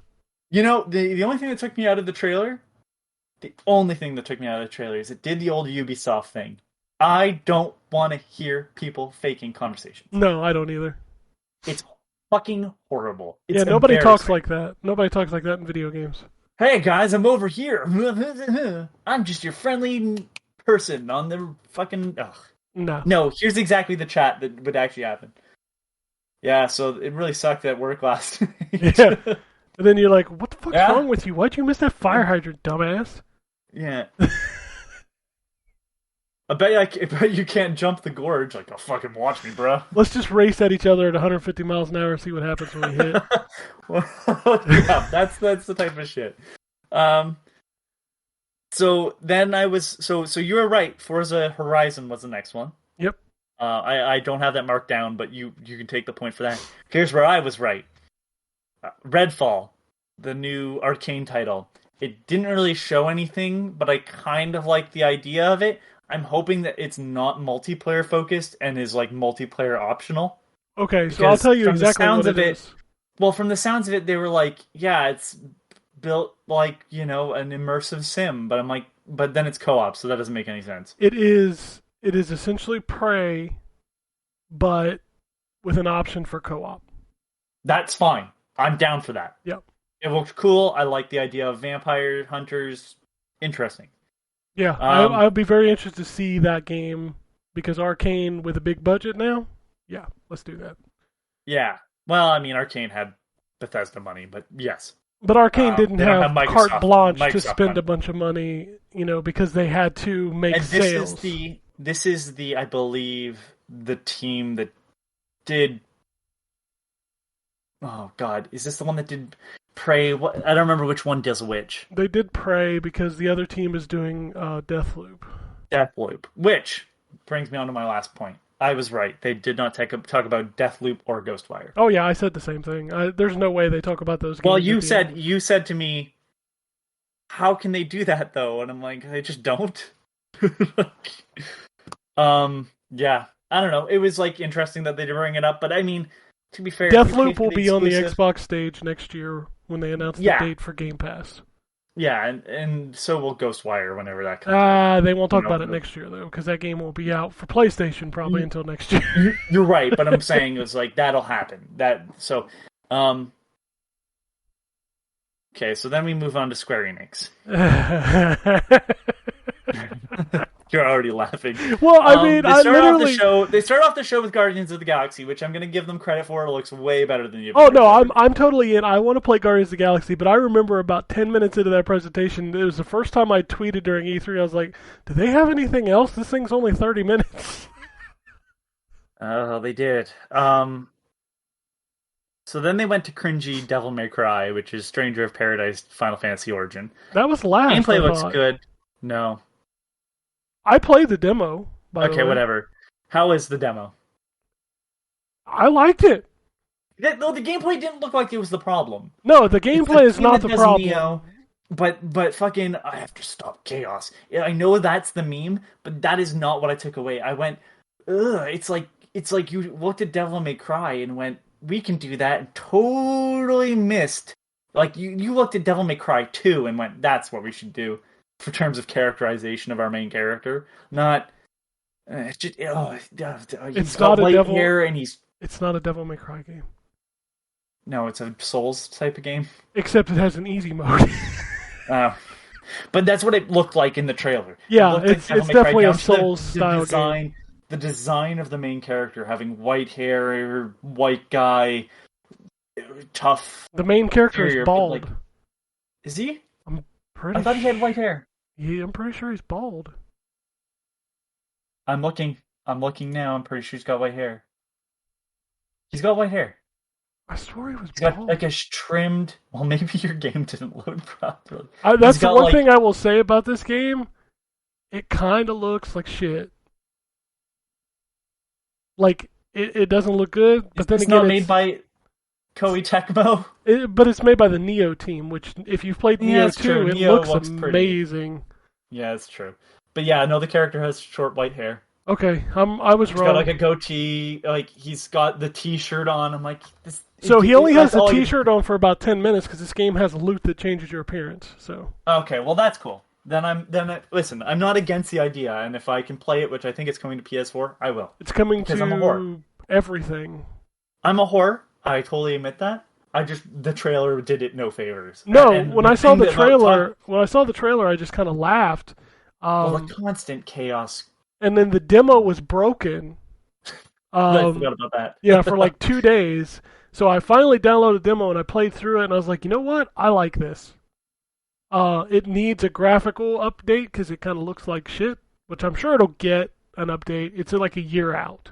So Is it really? I didn't realize. yeah, how far it's like was it. it's not out till next year. But I think I will play this game. I liked what I played. I did. Then, so this might not be in order, but I thought this was in order. Babylon's Fall. Oh god, that game looks fucking terrible. I don't care. What I happened just- to Platinum? Holy shit. Yeah, I can tell you what happened to Platinum. Platinum started being stretched super thin to the point where they have way too much shit on the go at all times now. Dude, That's how you game- get. That's not how you get. Like, listen, a Platinum Teenage Mutant Ninja Turtles game shouldn't suck, but It kind of did. it did. So, like, how does that happen? It's like, it's not because it's a licensed game. Horseshit. I don't think they. It's just, I think they're too small of a studio, even if there are 100+ people. I think they're too small of a studio to be taking on as much work as they do. Because they have this, and they have fucking Bayonetta 3 still in the thing, and God knows something else. right? So it's like, Babylon's Fall, I had to, again, like you, stop and make sure my stream was okay. Because that game looks like trash. I'm sorry. And then when they just come out and say it's a live service game, I'm like, whoa. If your visuals look this bad and you're a live service game, I'm out. so here's what they have on the go right now. Project GG, which is the last of their superhero trilogy that was Wonderful 101 and something else I want to show. I don't remember. Then they have Bayonetta 3, Babylon's Fall, and Grand Blue Fantasy Relink. That's 4 games on the fucking go. Yeah. Come on. Bayonetta's never coming out. Um, Kamiya was on Twitter saying you should forget that we announced it. I was like, oh, ooh. sorry. What, Bayonetta? Yeah, they said you should just forget we announced it because, we're not going to see it for a while. Sorry. The Grand Blue Fantasy they were working on, but apparently development has moved to Psy Games. Anyways, it's still like that's still 3 projects for a studio that isn't. I mean, big. Babylon's Fall is the only one we've seen gameplay of, and it kind of looks like trash. But I mean, like, let's go through their catalog: Mad World, Infinite Space, Bayonetta, Vanquish, Anarchy Reigns. Vanquish was good because Mikami was on it. Yeah. Metal Gear Rising Revengeance, Wonderful 101, Bayonetta 2, Legend of Korra. Here's where we start getting into the disaster. Transformers was good. It's fine. It's not good. I enjoyed it. Fine. Yeah, but then, like, you've also probably played it in short bursts. It is not a game you can play. It's too much of the same. 8-bit Bayonetta, Star Fox Zero, Star Fox Guard, Teenage Mutant Ninja Turtles, Mutants in Manhattan. Then they did Nier Teenage Automata, Mutant Ninja Turtles wouldn't have been a bad game if they hadn't made it like a grinder.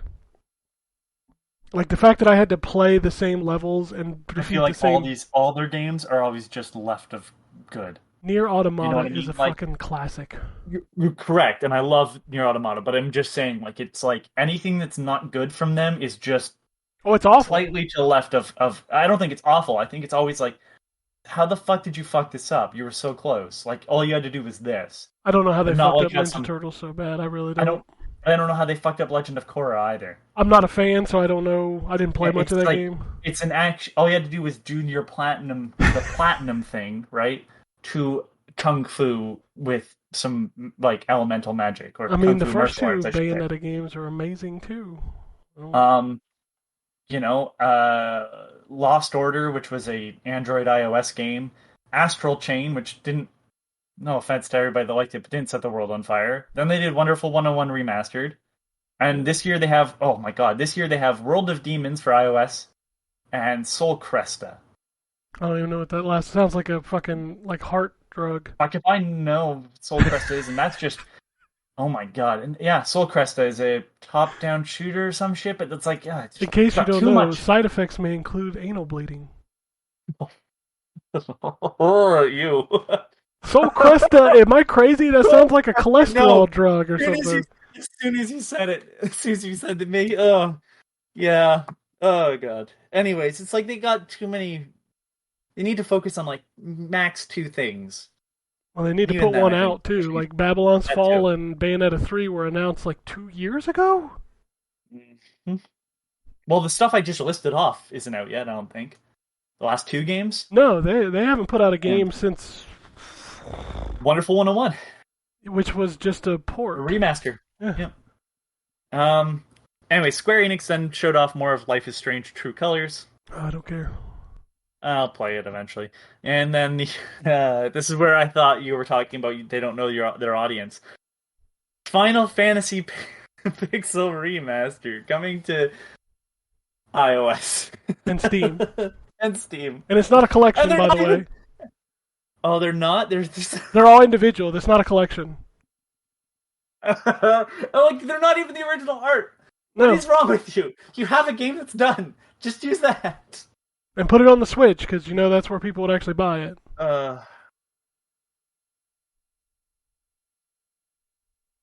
Yeah. Oh my god. Yeah.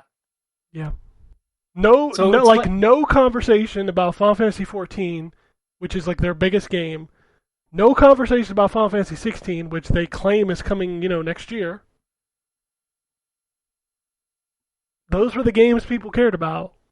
You don't know your audience when you spend 3/4 of your presentation. And granted, I think Guardians of the Galaxy looks cool. But it wasn't 3/4 of a conference cool. No. So next is another one of those. I'm going to list off a bunch of games, and you can stop me if you hear one, because the PC gaming show was next. Oh, I didn't even watch this. I didn't either. I just watched all the trailers separately. Naraka Blade Point, which had its own show too. Yeah, I didn't saw write that. down. I don't know. Well, whatever. Dodgeball Academia. Another time Chivalry 2 showed up. This is Chivalry 2 is E3's whore. that and Far Cry. Far Cry 6. Yeah, I think Far they're Cry in this. 6. Yeah, I think they're both in the same amount of press conferences. Raw Men. That sounds something. So I don't have anything written down, but this has scarred me. I didn't watch the trailer for this because once I heard what it was, I was like, yeah, I don't need to watch that. I saw a picture of two men sitting in what appears to be soup. And it is apparently like it's a Splatoon game where barely clothed men shoot or like roll around in broth or some shit. We can move on. Yeah. Dying Light 2 got Oh, yeah, that's a more game. footage. I forgot about that game. That game's never coming out. Humankind, They Always Run, which looked kind of neat. Orcs Must Die 3. Oh, yeah. Okay, so here's where the Vampire the Masquerade shows up again. This is Vampire the Masquerade Swan Song, which is a third-person RPG. It sounds interesting. But when I first saw it, I went, didn't I already have Vampire the Masquerade down?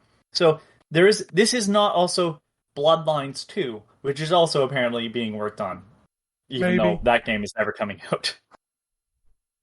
Gigabash, Lemniscate, Next Space Rebels, which is just a newish sort of take on Kerbal Space Program.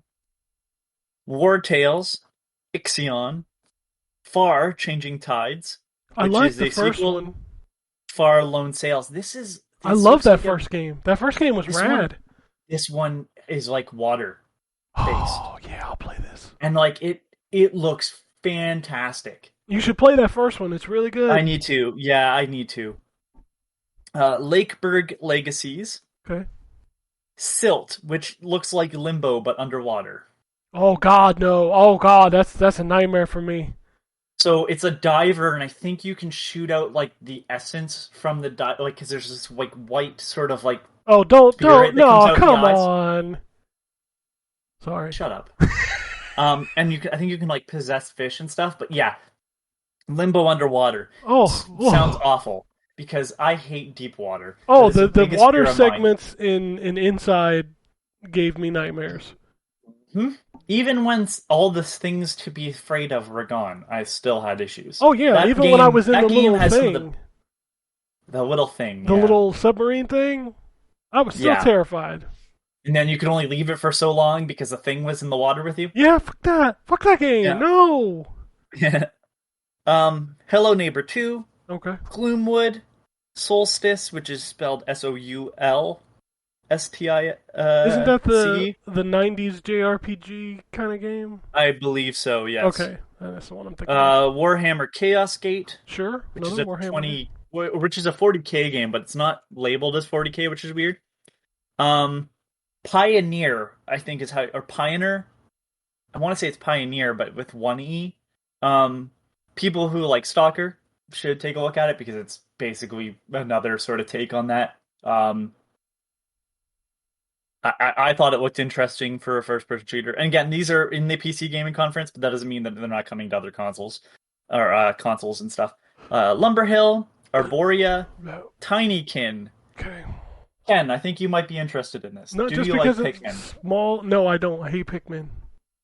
Okay, well then never mind because this is like Pikmin, but you're shrunken down inside the house. So like you use the little Pikmin to like move things and stuff.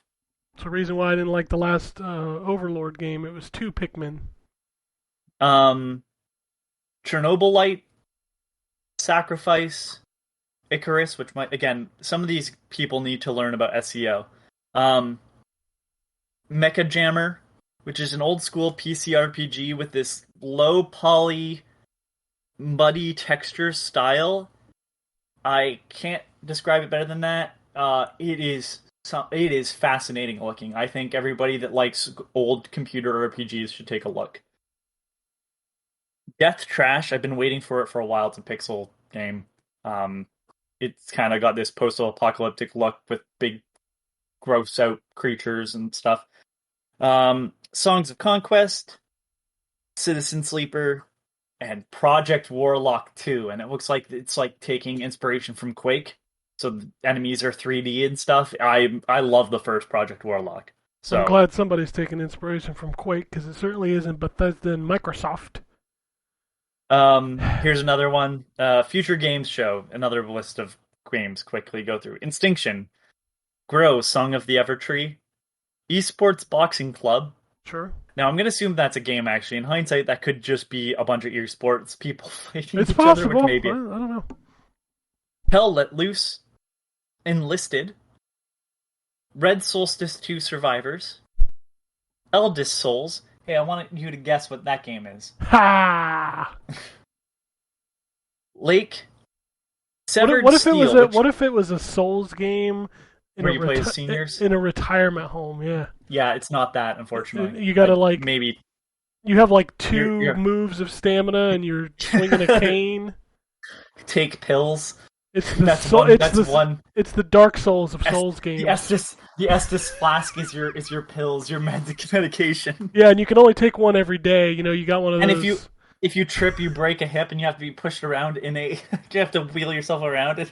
Yeah, until you get to a bonfire, and then Oh my god. developers God feel damn it. free to make this game. I'll play it. Lake was next. Severed Steel. Have you seen this game, Ken? No, I don't even know Can what you it do is. me a favor and just go watch the trailer right now while we sit in silence? I can't.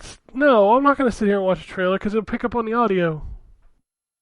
Ken, I need you to look up what the game. Well, at least look what the game looks like in screenshots. Oh, I remember this game. Yeah, it's got like a neon kind of. I remember seeing this. It's like a very wide angle, like fish lens kind of FPS game. But you like run on walls and flip, and you're shooting the entire time. Yeah. It's fucking awesome. Looks like a cartoon looks like Matrix. Titanfall. Yeah, actually. Starmancer, Death Run TV, Happy Game, which Happy is the Game? new Amanita. Yeah, I need you to look up Amanita, which is AMANITA, Happy Game. And just look how creepy this game looks. It's a point-and-click adventure. It's like all the other Amanita design stuff. It looks like a Rick and Morty character.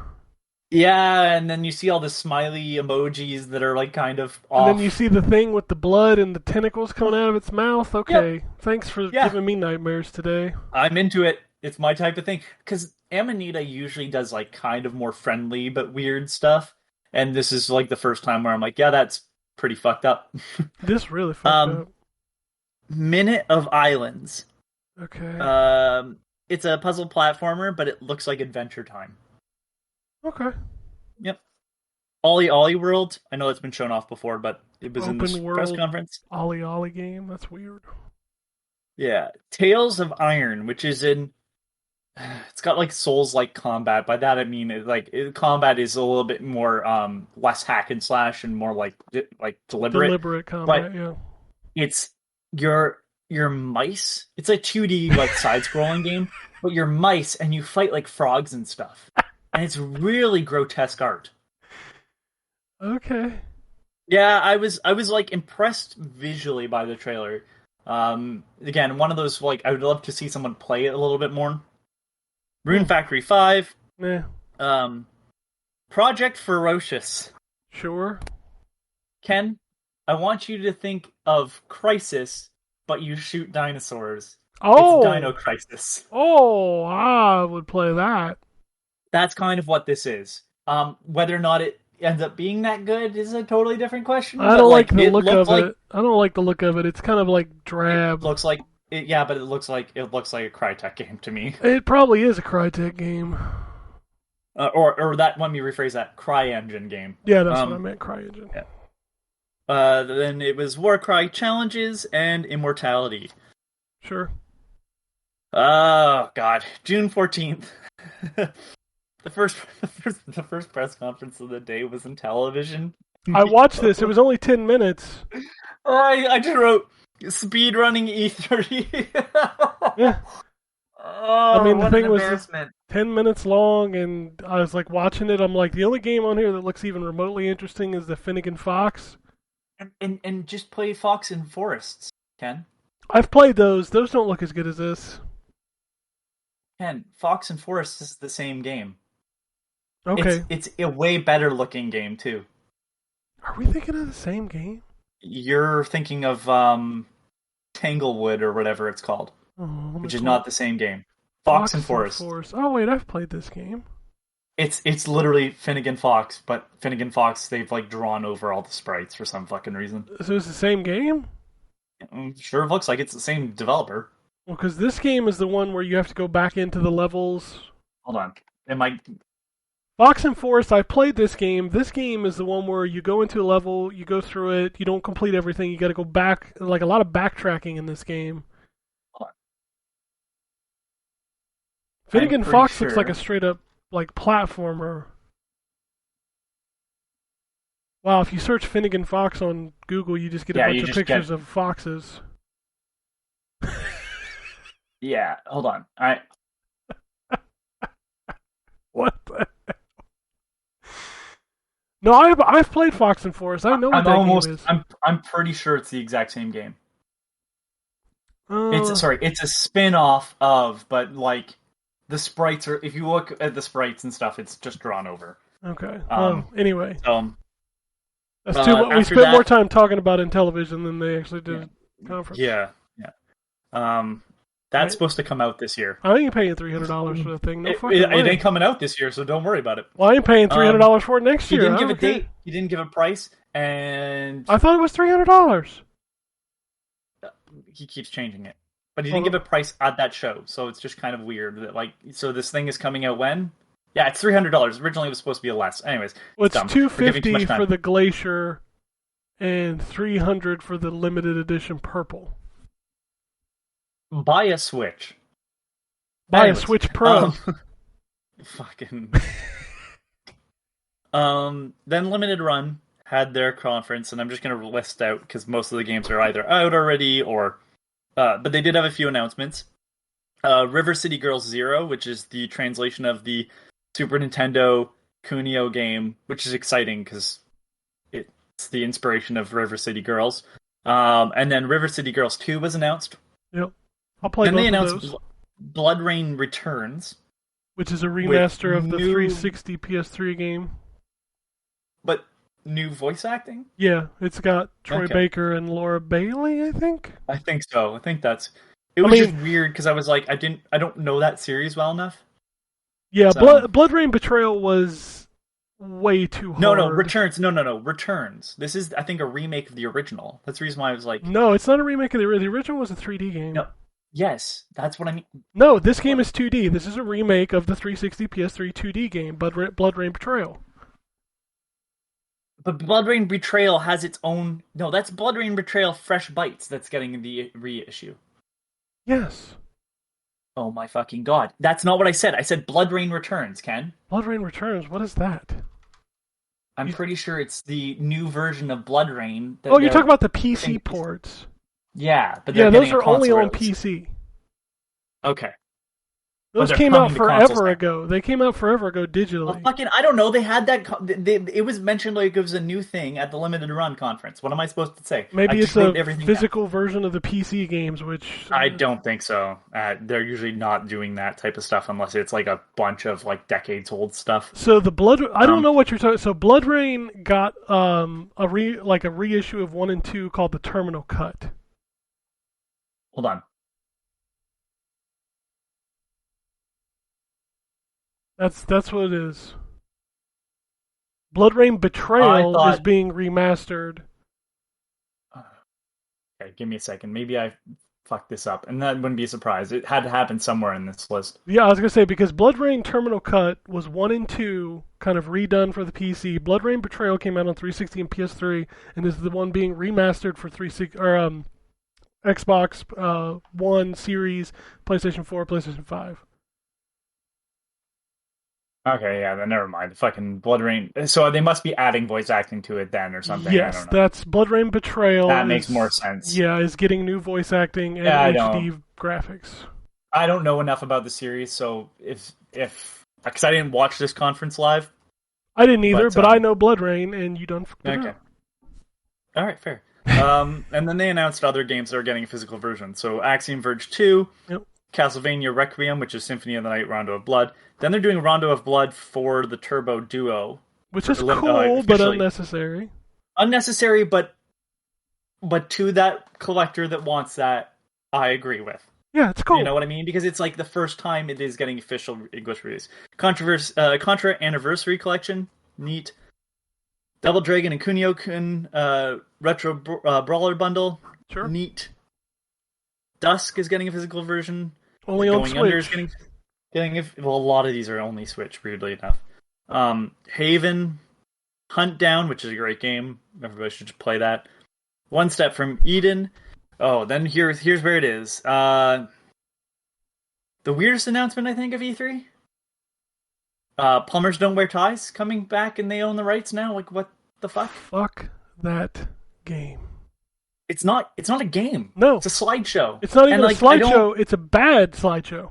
And like, what I don't say what you will about the other stuff. The other stuff was a video game. Like Plumbers Don't Wear Ties is a meme on the internet, and it's like not one that's recent either. Like it only has any sort of like notoriety really because Angry Video Game Nerd covered it. And that's how most people know about that. That's Did how I you know watch about his it. video? Yeah, he's not positive about it. No, but I mean, there's a part in it that's actually in the game where they left the outtakes in the actual Oh game. yes, yeah. It's not good. It was done to cash in, and like I don't get this. I don't understand it. It wasn't titillating like they suggest on the cover. It's shit. It's pure shit. It's literally And- just shit on a CD-ROM. It's awful. And from my understanding, Josh from Limited Run is the only one that wanted it, and everybody else at the company said why. Yeah, So- it's a bad product that if you buy, you should be ashamed of yourself because it's just an awful piece of software. People have asked for it not to have a limited run number just so they don't have to buy it, and I hope to God. Anyways, moving on. I can't hope he talk puts a about that game number anymore. on it just to make people buy it. That'd be hilarious to me because it just shows your problem with like not having the numbered release. Yeah. You get So what then you they pay announced for. Republic, Anniversary Edition, which is weird because apparently it's been taken off of the Sony store. That's weird. But I own the physical PS4 version. But they're doing a PS4 version and a Switch version, and it's going to have the VR built from the ground up for it on PSVR. So interesting. I'm not fully sure what's going to be different other than the VR stuff, but all right.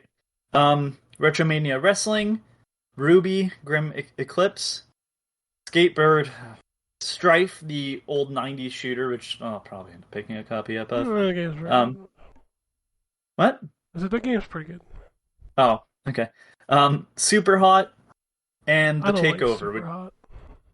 Super Hot makes me sick if I listen to the sound of it coming in and out, like the time, the bass sound of it makes me sick, so I can't play it with audio. Kind of defeats the purpose. Then it went into so then the next conference was Mythical Games talking about fucking NFTs and video games, and we have none of those. Thanks. Okay, bye. Like they had some big game where it's like about collecting, but it's like NFTs, and they're saying it's gonna be like you don't mine for it, so it's not as dangerous to the environment. But like I don't like microtransactions, so why the fuck would I like that? Anyways, then there was the indie showcase. Life Slide, it's Flower, but you're a paper airplane. Okay. Frontier Falling, Alliance of the Sacred Sons, Terra Invicta, Fallen Aces, which is a noir FPS where all the enemies are 2D and like like an old comic book style. But they're also really well animated. It's very odd. I'm not sure, but it's like a black and white noir detective 40s story. Sure. Larcenauts, Toy Soldiers HD, Oh yeah, I forgot that was coming out. Moolander. Sure. If it's not a cow on a runway modeling clothes, I don't want it. No, it's like Moonlander without the N. No. No. So You failed. spaceship. You failed. You ruined that name. We're done. Bio Interstellar Bark. Sure. Tunguska the Visitation. Sure. Nico Ghost Jump, which looked like the graphics didn't catch me, but it's kind of got that Super Paper Mario. It crushes the level flat and then it pops it back up. Okay. So it's like a 3D platformer mixed with 2D platformer. And Extra Galactica. Okay. And then here let's blast through. Freedom Games had another one too. Dreamscaper, Airborne Kingdom, Koromon, which we've seen before. To the Rescue, Slaughter League, Dark Deity, One Lonely Outpost, Sands of Aura, Tower Rush, and Anuchard. Sure, fuck it. Anyways, it's another Zelda-like. Another independent Zelda-like. And then, fuck it, Capcom. Nope. Resident Evil Village DLC. I went a little Yeah. Russian there. A little Village. Reverse. Nobody Okay. cares. Then they announced the Resident Evil Village DLC because they knew that wasn't going to count. Monster Hunter Stories 2 got shown off again, and the Great Ace Attorney Chronicles, which I've seen and I've already pre-ordered, so... Yeah, how about that Dragon's Dogma 2? Oh, wait. Okay, so... I think it's the last big boy now. Well, a couple of notes before we get into the last big boy. You forgot to mention the fridge. This is going to be out this year for the Xbox. Yeah. They also brought back Design Lab. You can make your own controllers. I forgot about those because I don't care. And we got to see Hellblade 2, and it's very early in development. Yeah. That was all after the show? Yeah, this was Microsoft that's did fine. an extended 2-hour interview with the devs kind of thing. I'm glad that Ninja Theory is doing something other than that fucking game that they've abandoned. Yep. So Hellblade 2 is in very early production. Probably won't see till at the earliest 2023. Yeah. All right. That it's just as disturbing as the original. Okay, so do you want to do the other shit first What other shit? on the last day? Well, the other you mean shit that Namco wasn't Bandai, Nintendo. which was nothing? Well, that included, but there was GameSpot Play for All and Eureka Studio. Yeah, I'm going to end on That's Nintendo because the rest of the shit's Okay. pointless. All right, thanks. I did all this work, Ken. No, it's not. Your work is not pointless, but I think a lot of these games are just... I don't Yeah. know, man. There's too many. Yeah, GameSpot Play for All Showcase. This was the last thing. I'm going now backwards. Unsighted, Minds Beneath Us, which sounds interesting because I think you're an AI that's taking control of somebody. Like, it's very odd, very independent. I'm interested.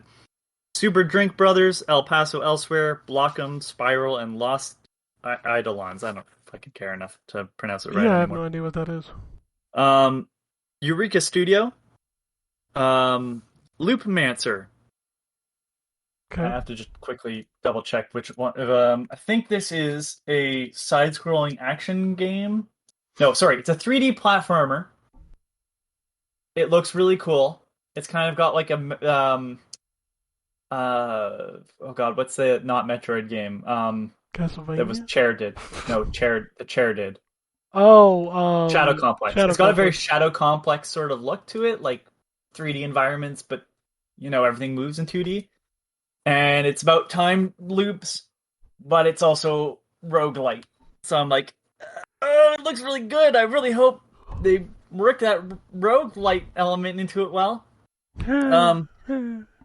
Extremely realistic siege warfare simulator, which I only have fun time saying.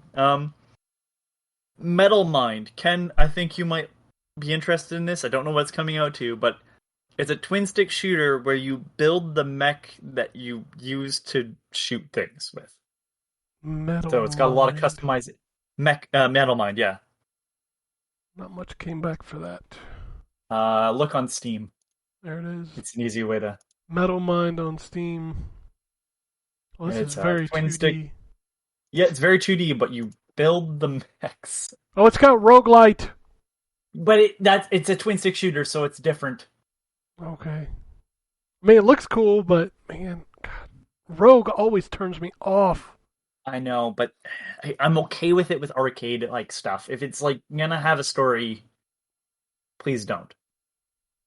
The Swordsman X Survival.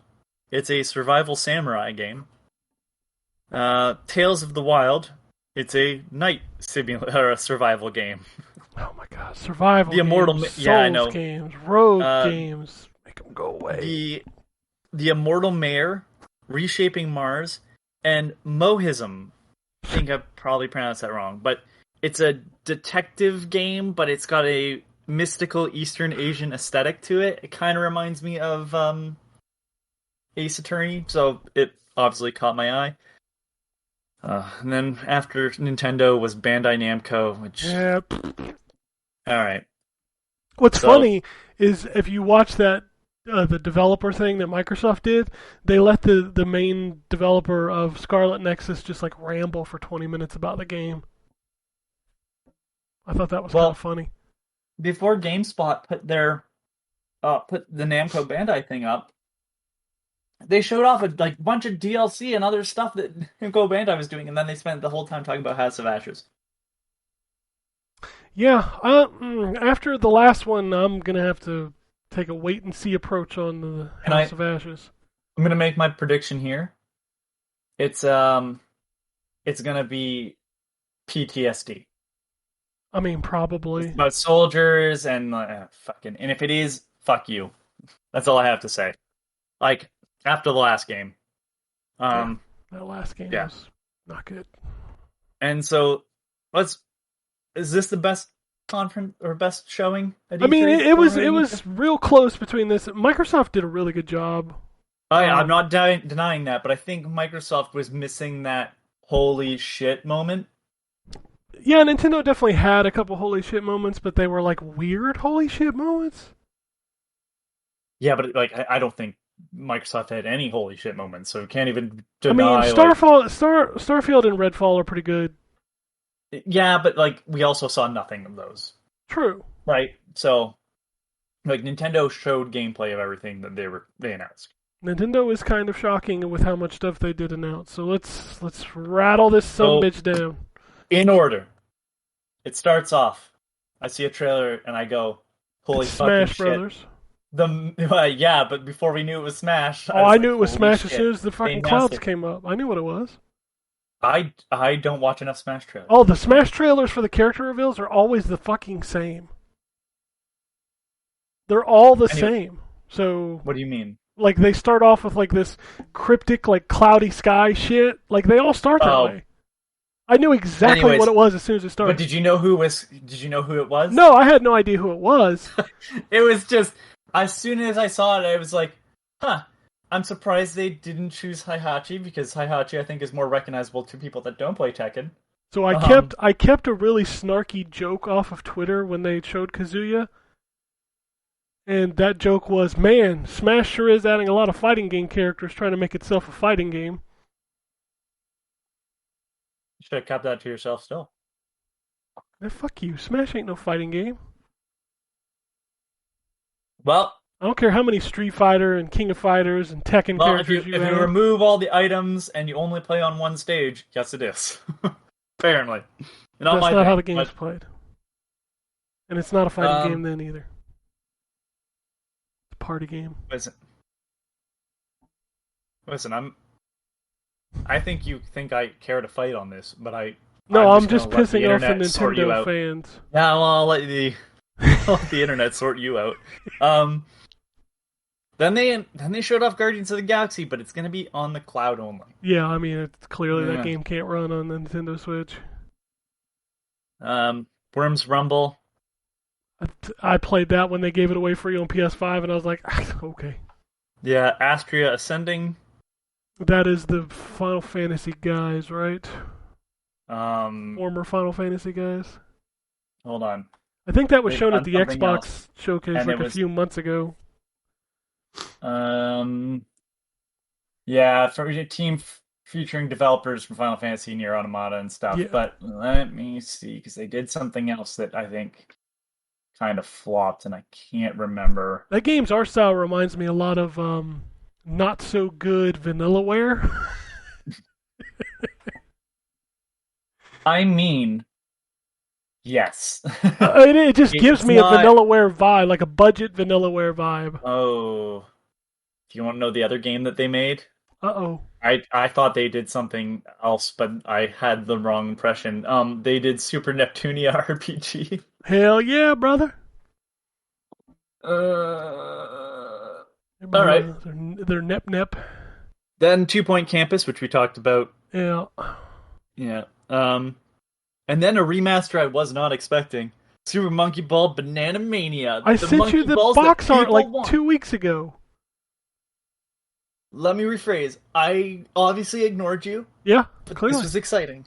No, I'm down for Monkey Ball 1 and 2 remasters. Hell yeah, those Plus were the 1, best 2, games. and Deluxe, I think, I which don't- had extra different levels. So, anyways, there's like and all the mini games are there still, which they didn't do for fucking Banana Blades. I mean, Monkey Ball hasn't been good since it first came out, so I am down to go back. I'm gonna have a slight disagreement with you. That's fine. It's okay to be wrong.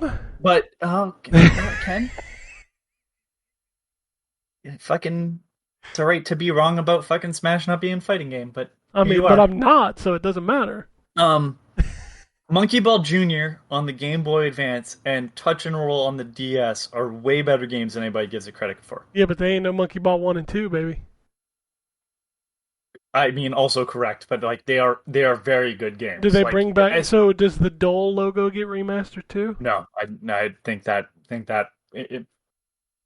think that's not going to be renewed. Okay, well, That never mind partnership. then. I'm out. The game ain't as good. No, then get fucked, Ken. And then another, I guess, remaster sort of, which was Mario Party Superstars. It's kind Which of like sounded- a mashup remaster, right? Yeah, it sounded exciting, and then they mentioned the amount of like boards, and I went, "That's really low." Yeah, only 5. I would Yeah. hope that they add more over time. It's just like they're not gonna charge $50. Like this is, it's one thing if I was getting a 3DS game, because the 3DS game here, like at full price, was like $50. You know, unless you're getting something really like kind of more obscure. But this is going to be a full, let's be honest, this is going to be a full price game. And I usually don't have this discussion because another game we'll talk about after, people were talking about in the same manner. But for a bunch of content that's old, even if they remastered it, there's nothing new in terms of minigames or boards here. And you're going to charge me in Canada like $90 after tax. Like, so, you know, 5 boards? Are you fucking kidding me? Yeah, I think they have to do updates. I mean, Nintendo's been really good about doing updates post-release. With free content, I know, Yeah. but it's like, it's kind of shitty. Just don't fucking do that. Just release it once, especially if it's just remastered content. It's one thing if it's like, you know, here's a game that is brand new. Like, even the tennis game is a brand new tennis game. It is not a remaster of tennis for the Mario Tennis on 64. And then they're just like, and then later we might add some other things, like, you know, it's content that's done. Like, I just kind of irritated that, like, so, like, I get Peach's birthday cake, okay, but then there's, you know, 6 other games, and so, like, there's 6 other games before you get to the Wii. But these are just the Um, 64 games. Yeah, but, I mean, that's what my point is, though, is, like, even if it's just the 64 games, there is 5 or 6 boards per. Like, Yeah, I don't remember. boo. I mean, it's fascinating. We'll see what the price is, I guess, but I'm pretty sure it's going to be full price, and I'm not down probably- with that. Buy it because it's the 64 games were the best Mario Party games.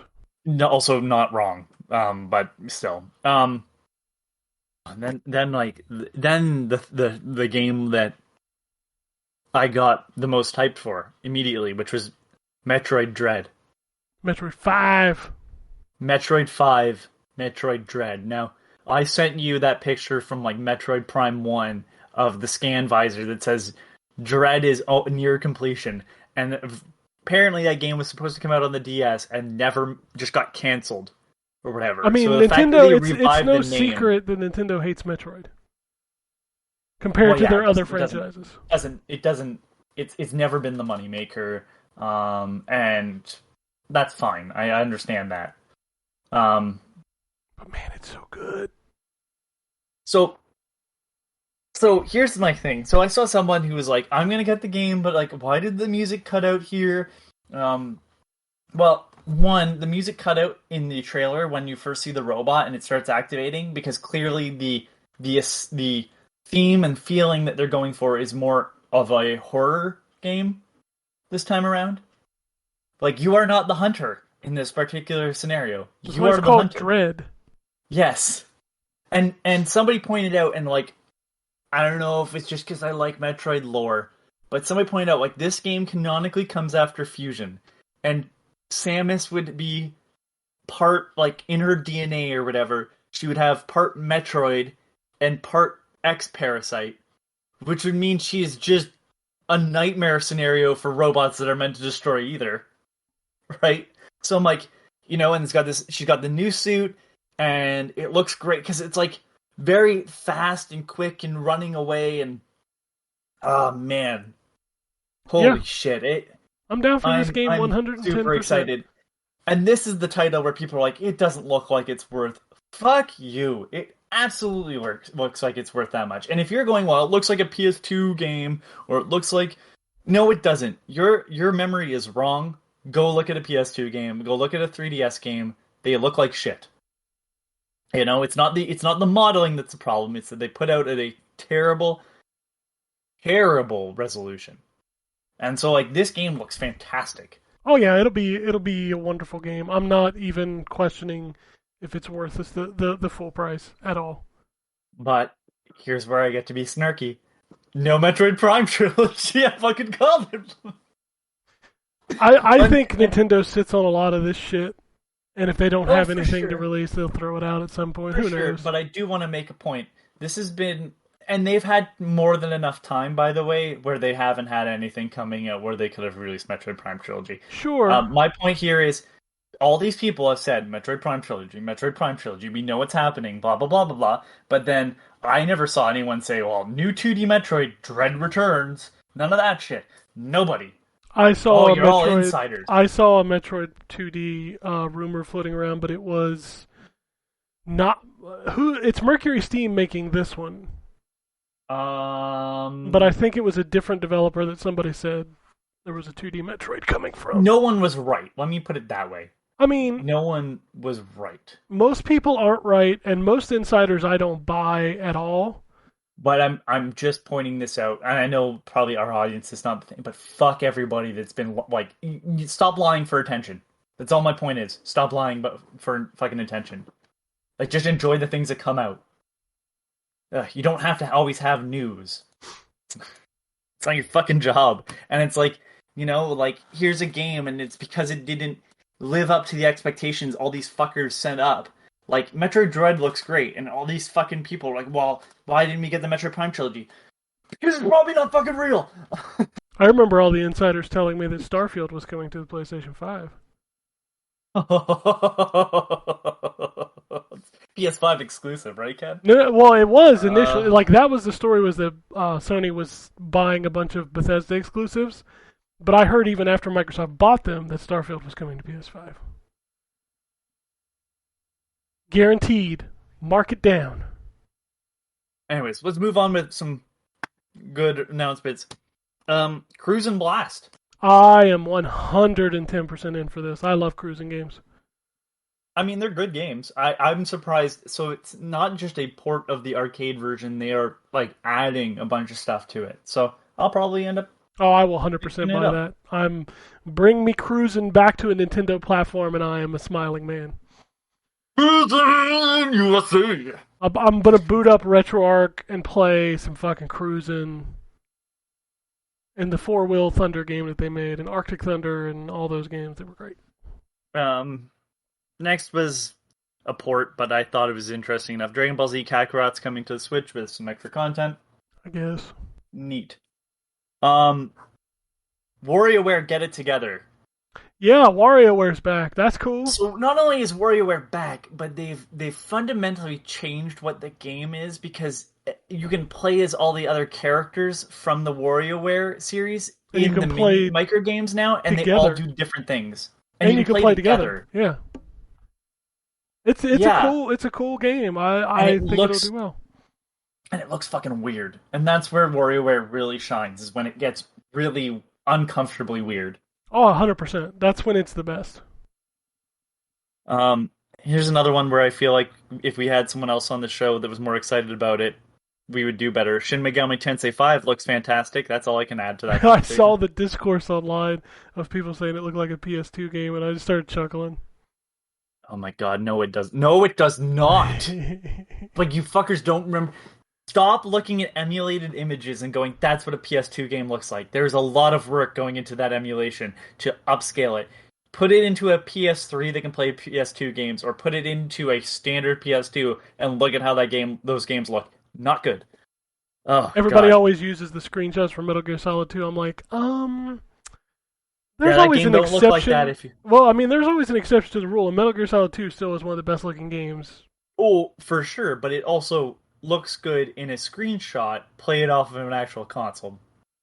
That's my point. Like, you know, like, because they're taking the screenshot of, like, no one's playing it off of official hardware or in that screenshot usually.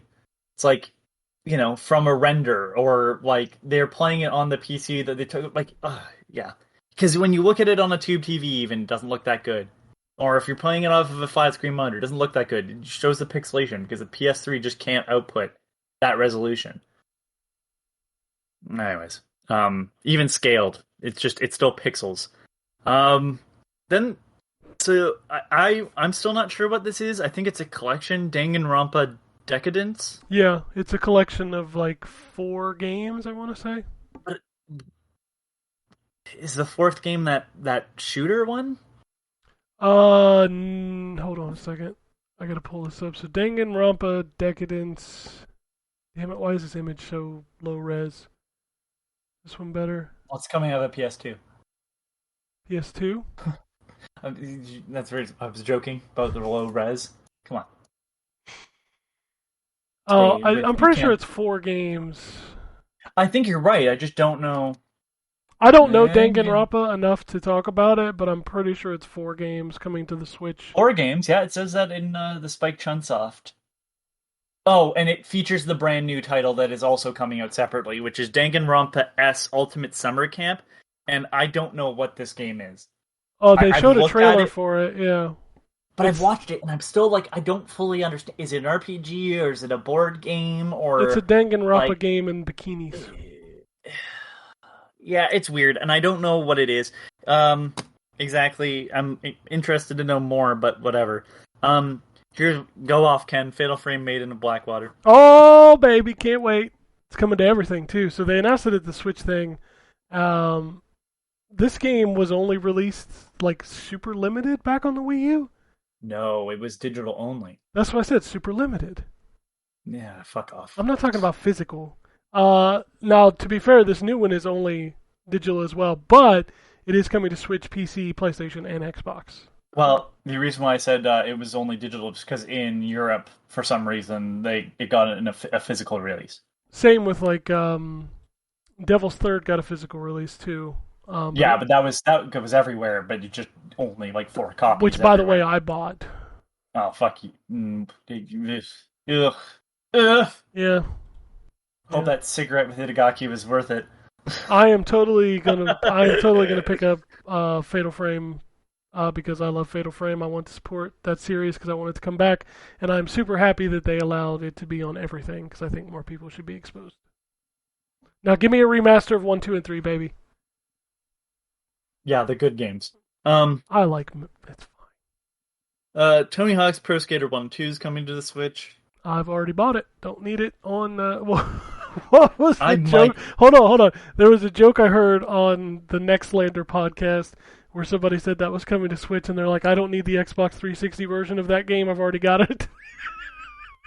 I'll probably still pick it up because I like those games. I mean, I have it at 120 frames a second on my Series X. I don't need to downgrade it.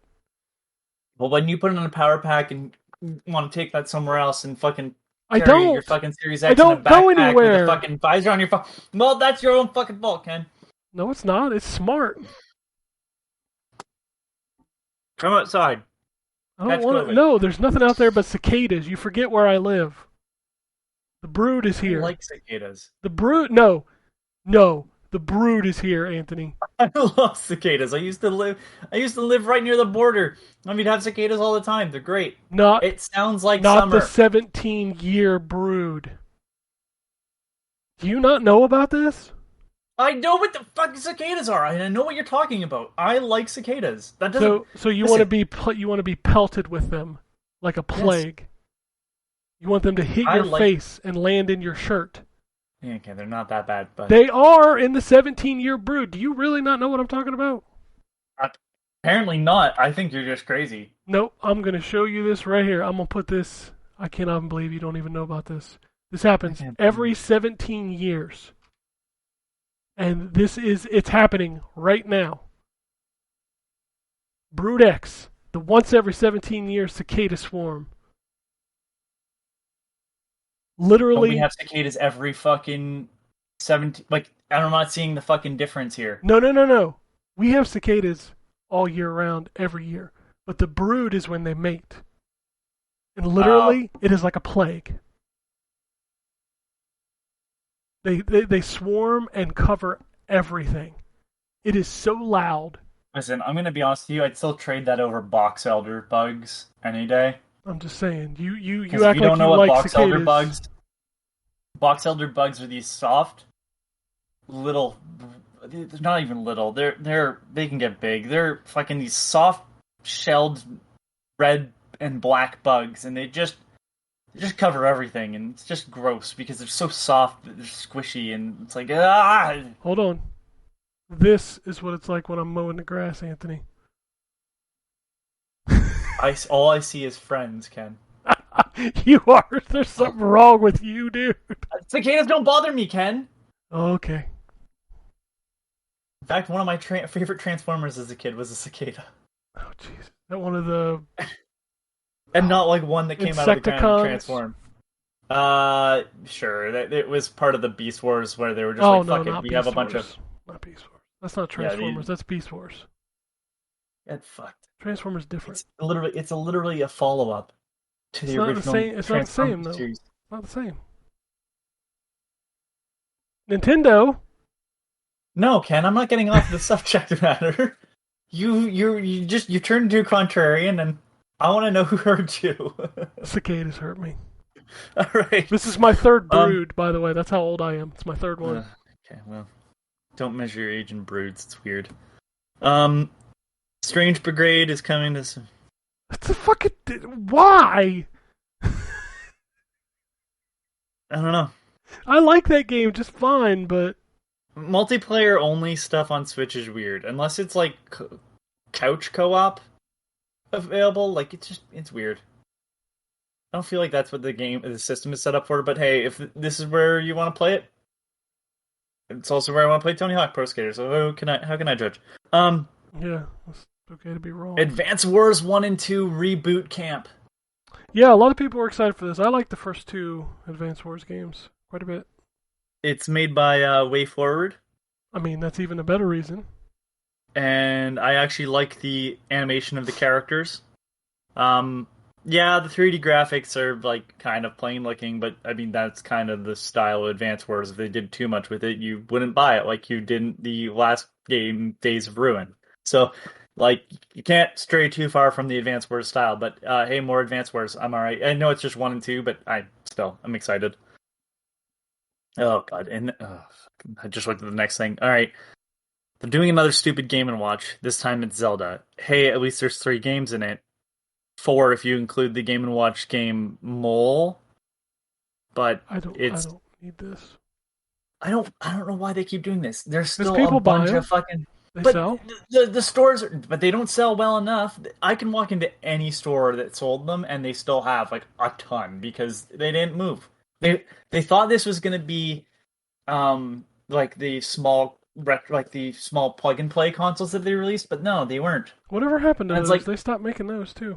yeah, they stopped making those, but they made a fucking ton of this, and you can't put any other games on them, which I know is not their intent, anyways. But like, okay, so this one comes with Zelda 1, Zelda 2, and the original Game Boy version of Link's Awakening. Okay. Neat. However, there's a Zelda Game & Watch game. I know it's 2 screens, but it's doable on one because they put it on Game Boy Advance in one of the in the Game & Watch 4. But like, why not do the Zelda Game & Watch game? Like, it's so annoying because like I would really just like another Game & Watch gallery. That's all I want. Okay. Stop putting out toys. Yeah, I don't care Like this. about this at all. Like, for Zelda's 35th anniversary, Link's getting fucked. Oh well, we're closing out on one of the biggest letdowns. Hey, here's more Breath of the Wild 2 video footage. We don't know when it's coming out. Goodbye. Yeah, that game is 2022 at best, 2023 at probable. Yeah. So Yeah. I'm sure it'll be incredible when it comes out. I'm not worried about it. Breath of I'm the not Wild. worried about quality. Breath of the Wild 2 is a lot like God of War Ragnarok or Whatever it's called, yeah. well, I mean, games of that caliber are like, okay, it's coming, I'm gonna play it. Don't need to see it. Just tell me when the date's coming out. But it is disappointing to, again, another game. Well, I kind of did it with the original Breath of the Wild, but like another game that I think they put out footage of too early, and now they're kind of having to play catch up with the expectations. Sure. And Breath of the Wild 2 will be cross-platform from the Switch and whatever its successor, whether it be a Switch Pro or the next Nintendo console is. Because by the time that game is out, the Switch will be 8 years old, I believe. I mean, it's gonna be at least 6, probably. It's 5 this year. It's Or is it 6 this 5. year? It's hold on. At the keyboard, the keyboard warriors.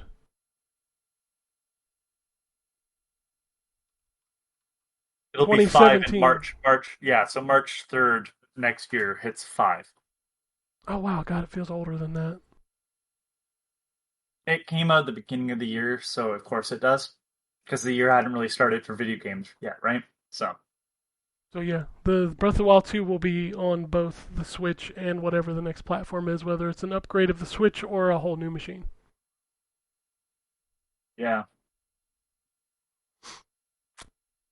So there you go. But hey, I think they had the best conference still. I think they should have. Honestly, I think they should have started with the Zelda stuff and left on the Metroid because I think that was the better. I don't know. I feel like they let. If we're going to talk about pacing of a conference, I think Xbox paced theirs perfectly. Yes. And Nintendo did not. No, it had ups and downs for sure. And if you were to just how a conference should go is honestly like you start off big, you kind of droop in the middle, but everybody will be waiting for that big end explosion, and so like you know you have your highs on each end, so the whole conference comes off as better. And what Nintendo did was kind of start off, lower, and then, or I guess not really, because they did the Kazuya, and then it drops a bit, and then they announce Metroid Dread, and you're like, okay. And then they have WarioWare, so it peaks in the center, and then it drops off slowly but surely. And like, listen, I know that Shin Megami Tensei 5 has its audience. They announced that thing when the Switch got announced, and then we haven't seen anything of it since. But it's just like the Zelda ending, I think, because there was kind of nothing to it, really brings down the whole feeling of that show. Yeah. Because now you walk away going, that game's not coming out anytime soon.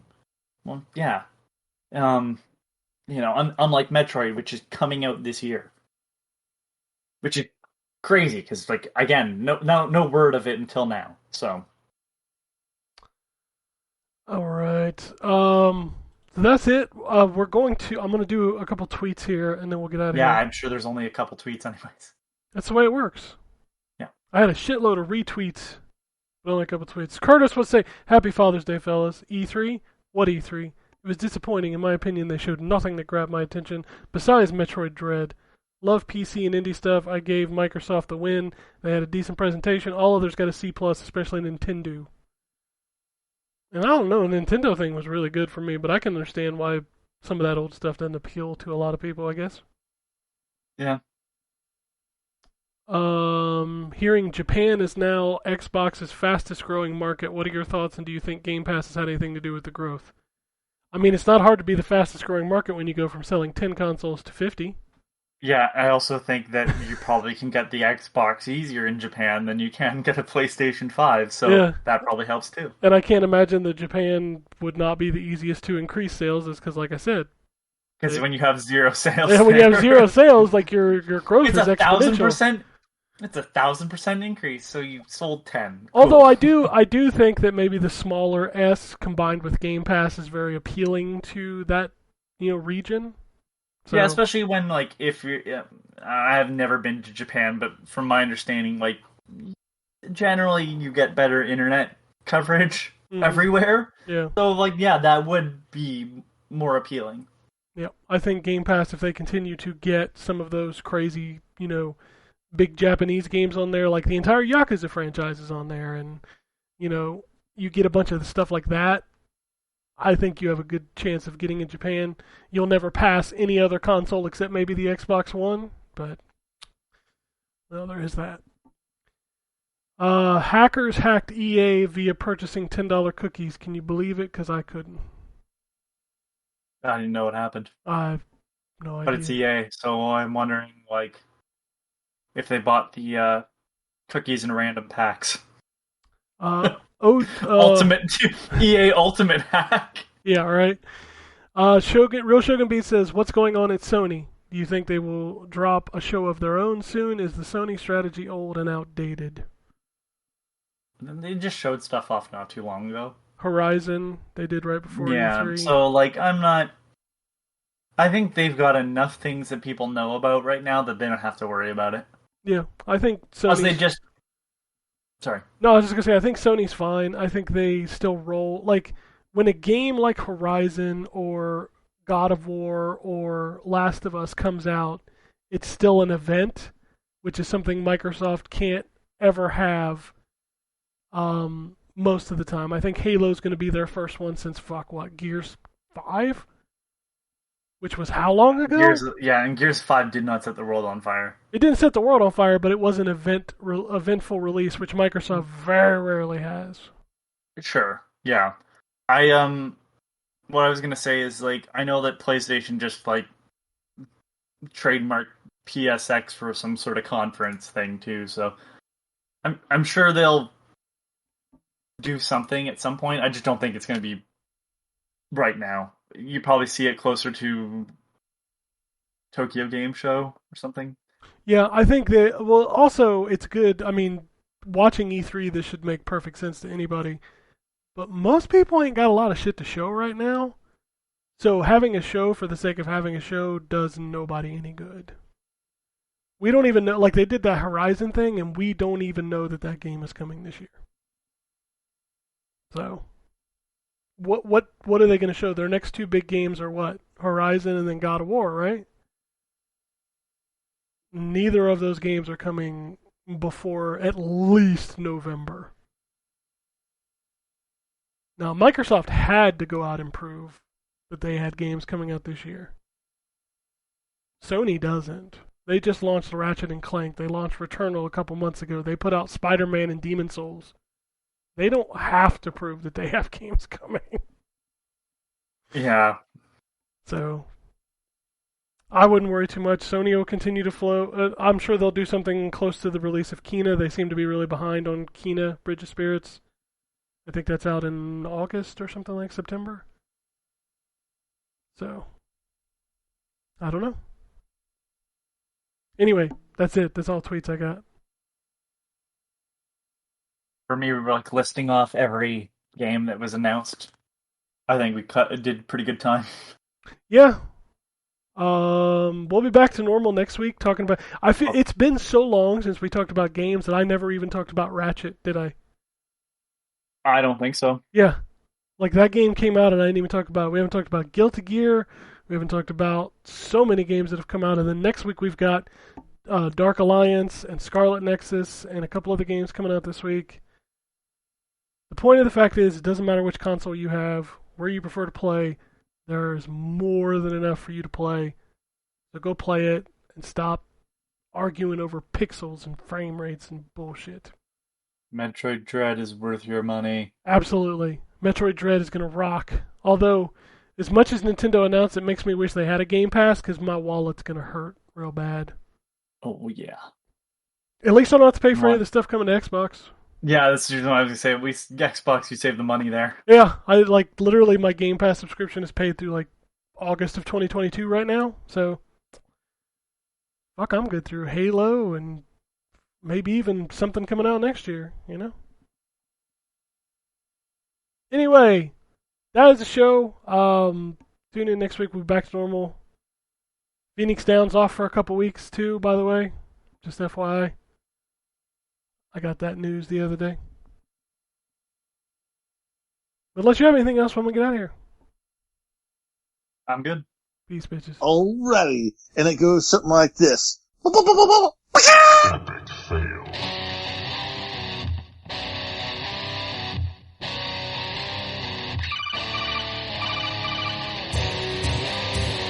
Welcome to the N4G podcast.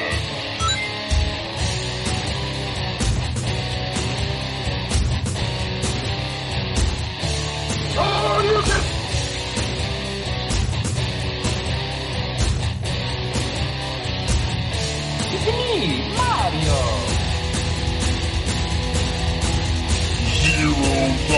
This is going to be a very interesting episode. GamutCon. Greetings, programs. I got lost trying to find my way to the secret underground N4G Radio lair. The Wombat. I've always lived in angry. Killer Wolverine.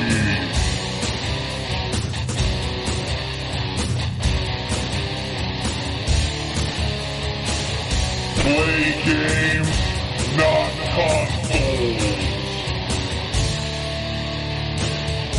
No fanboys allowed. And then I killed the dragon. 8.0. Killed the dragon.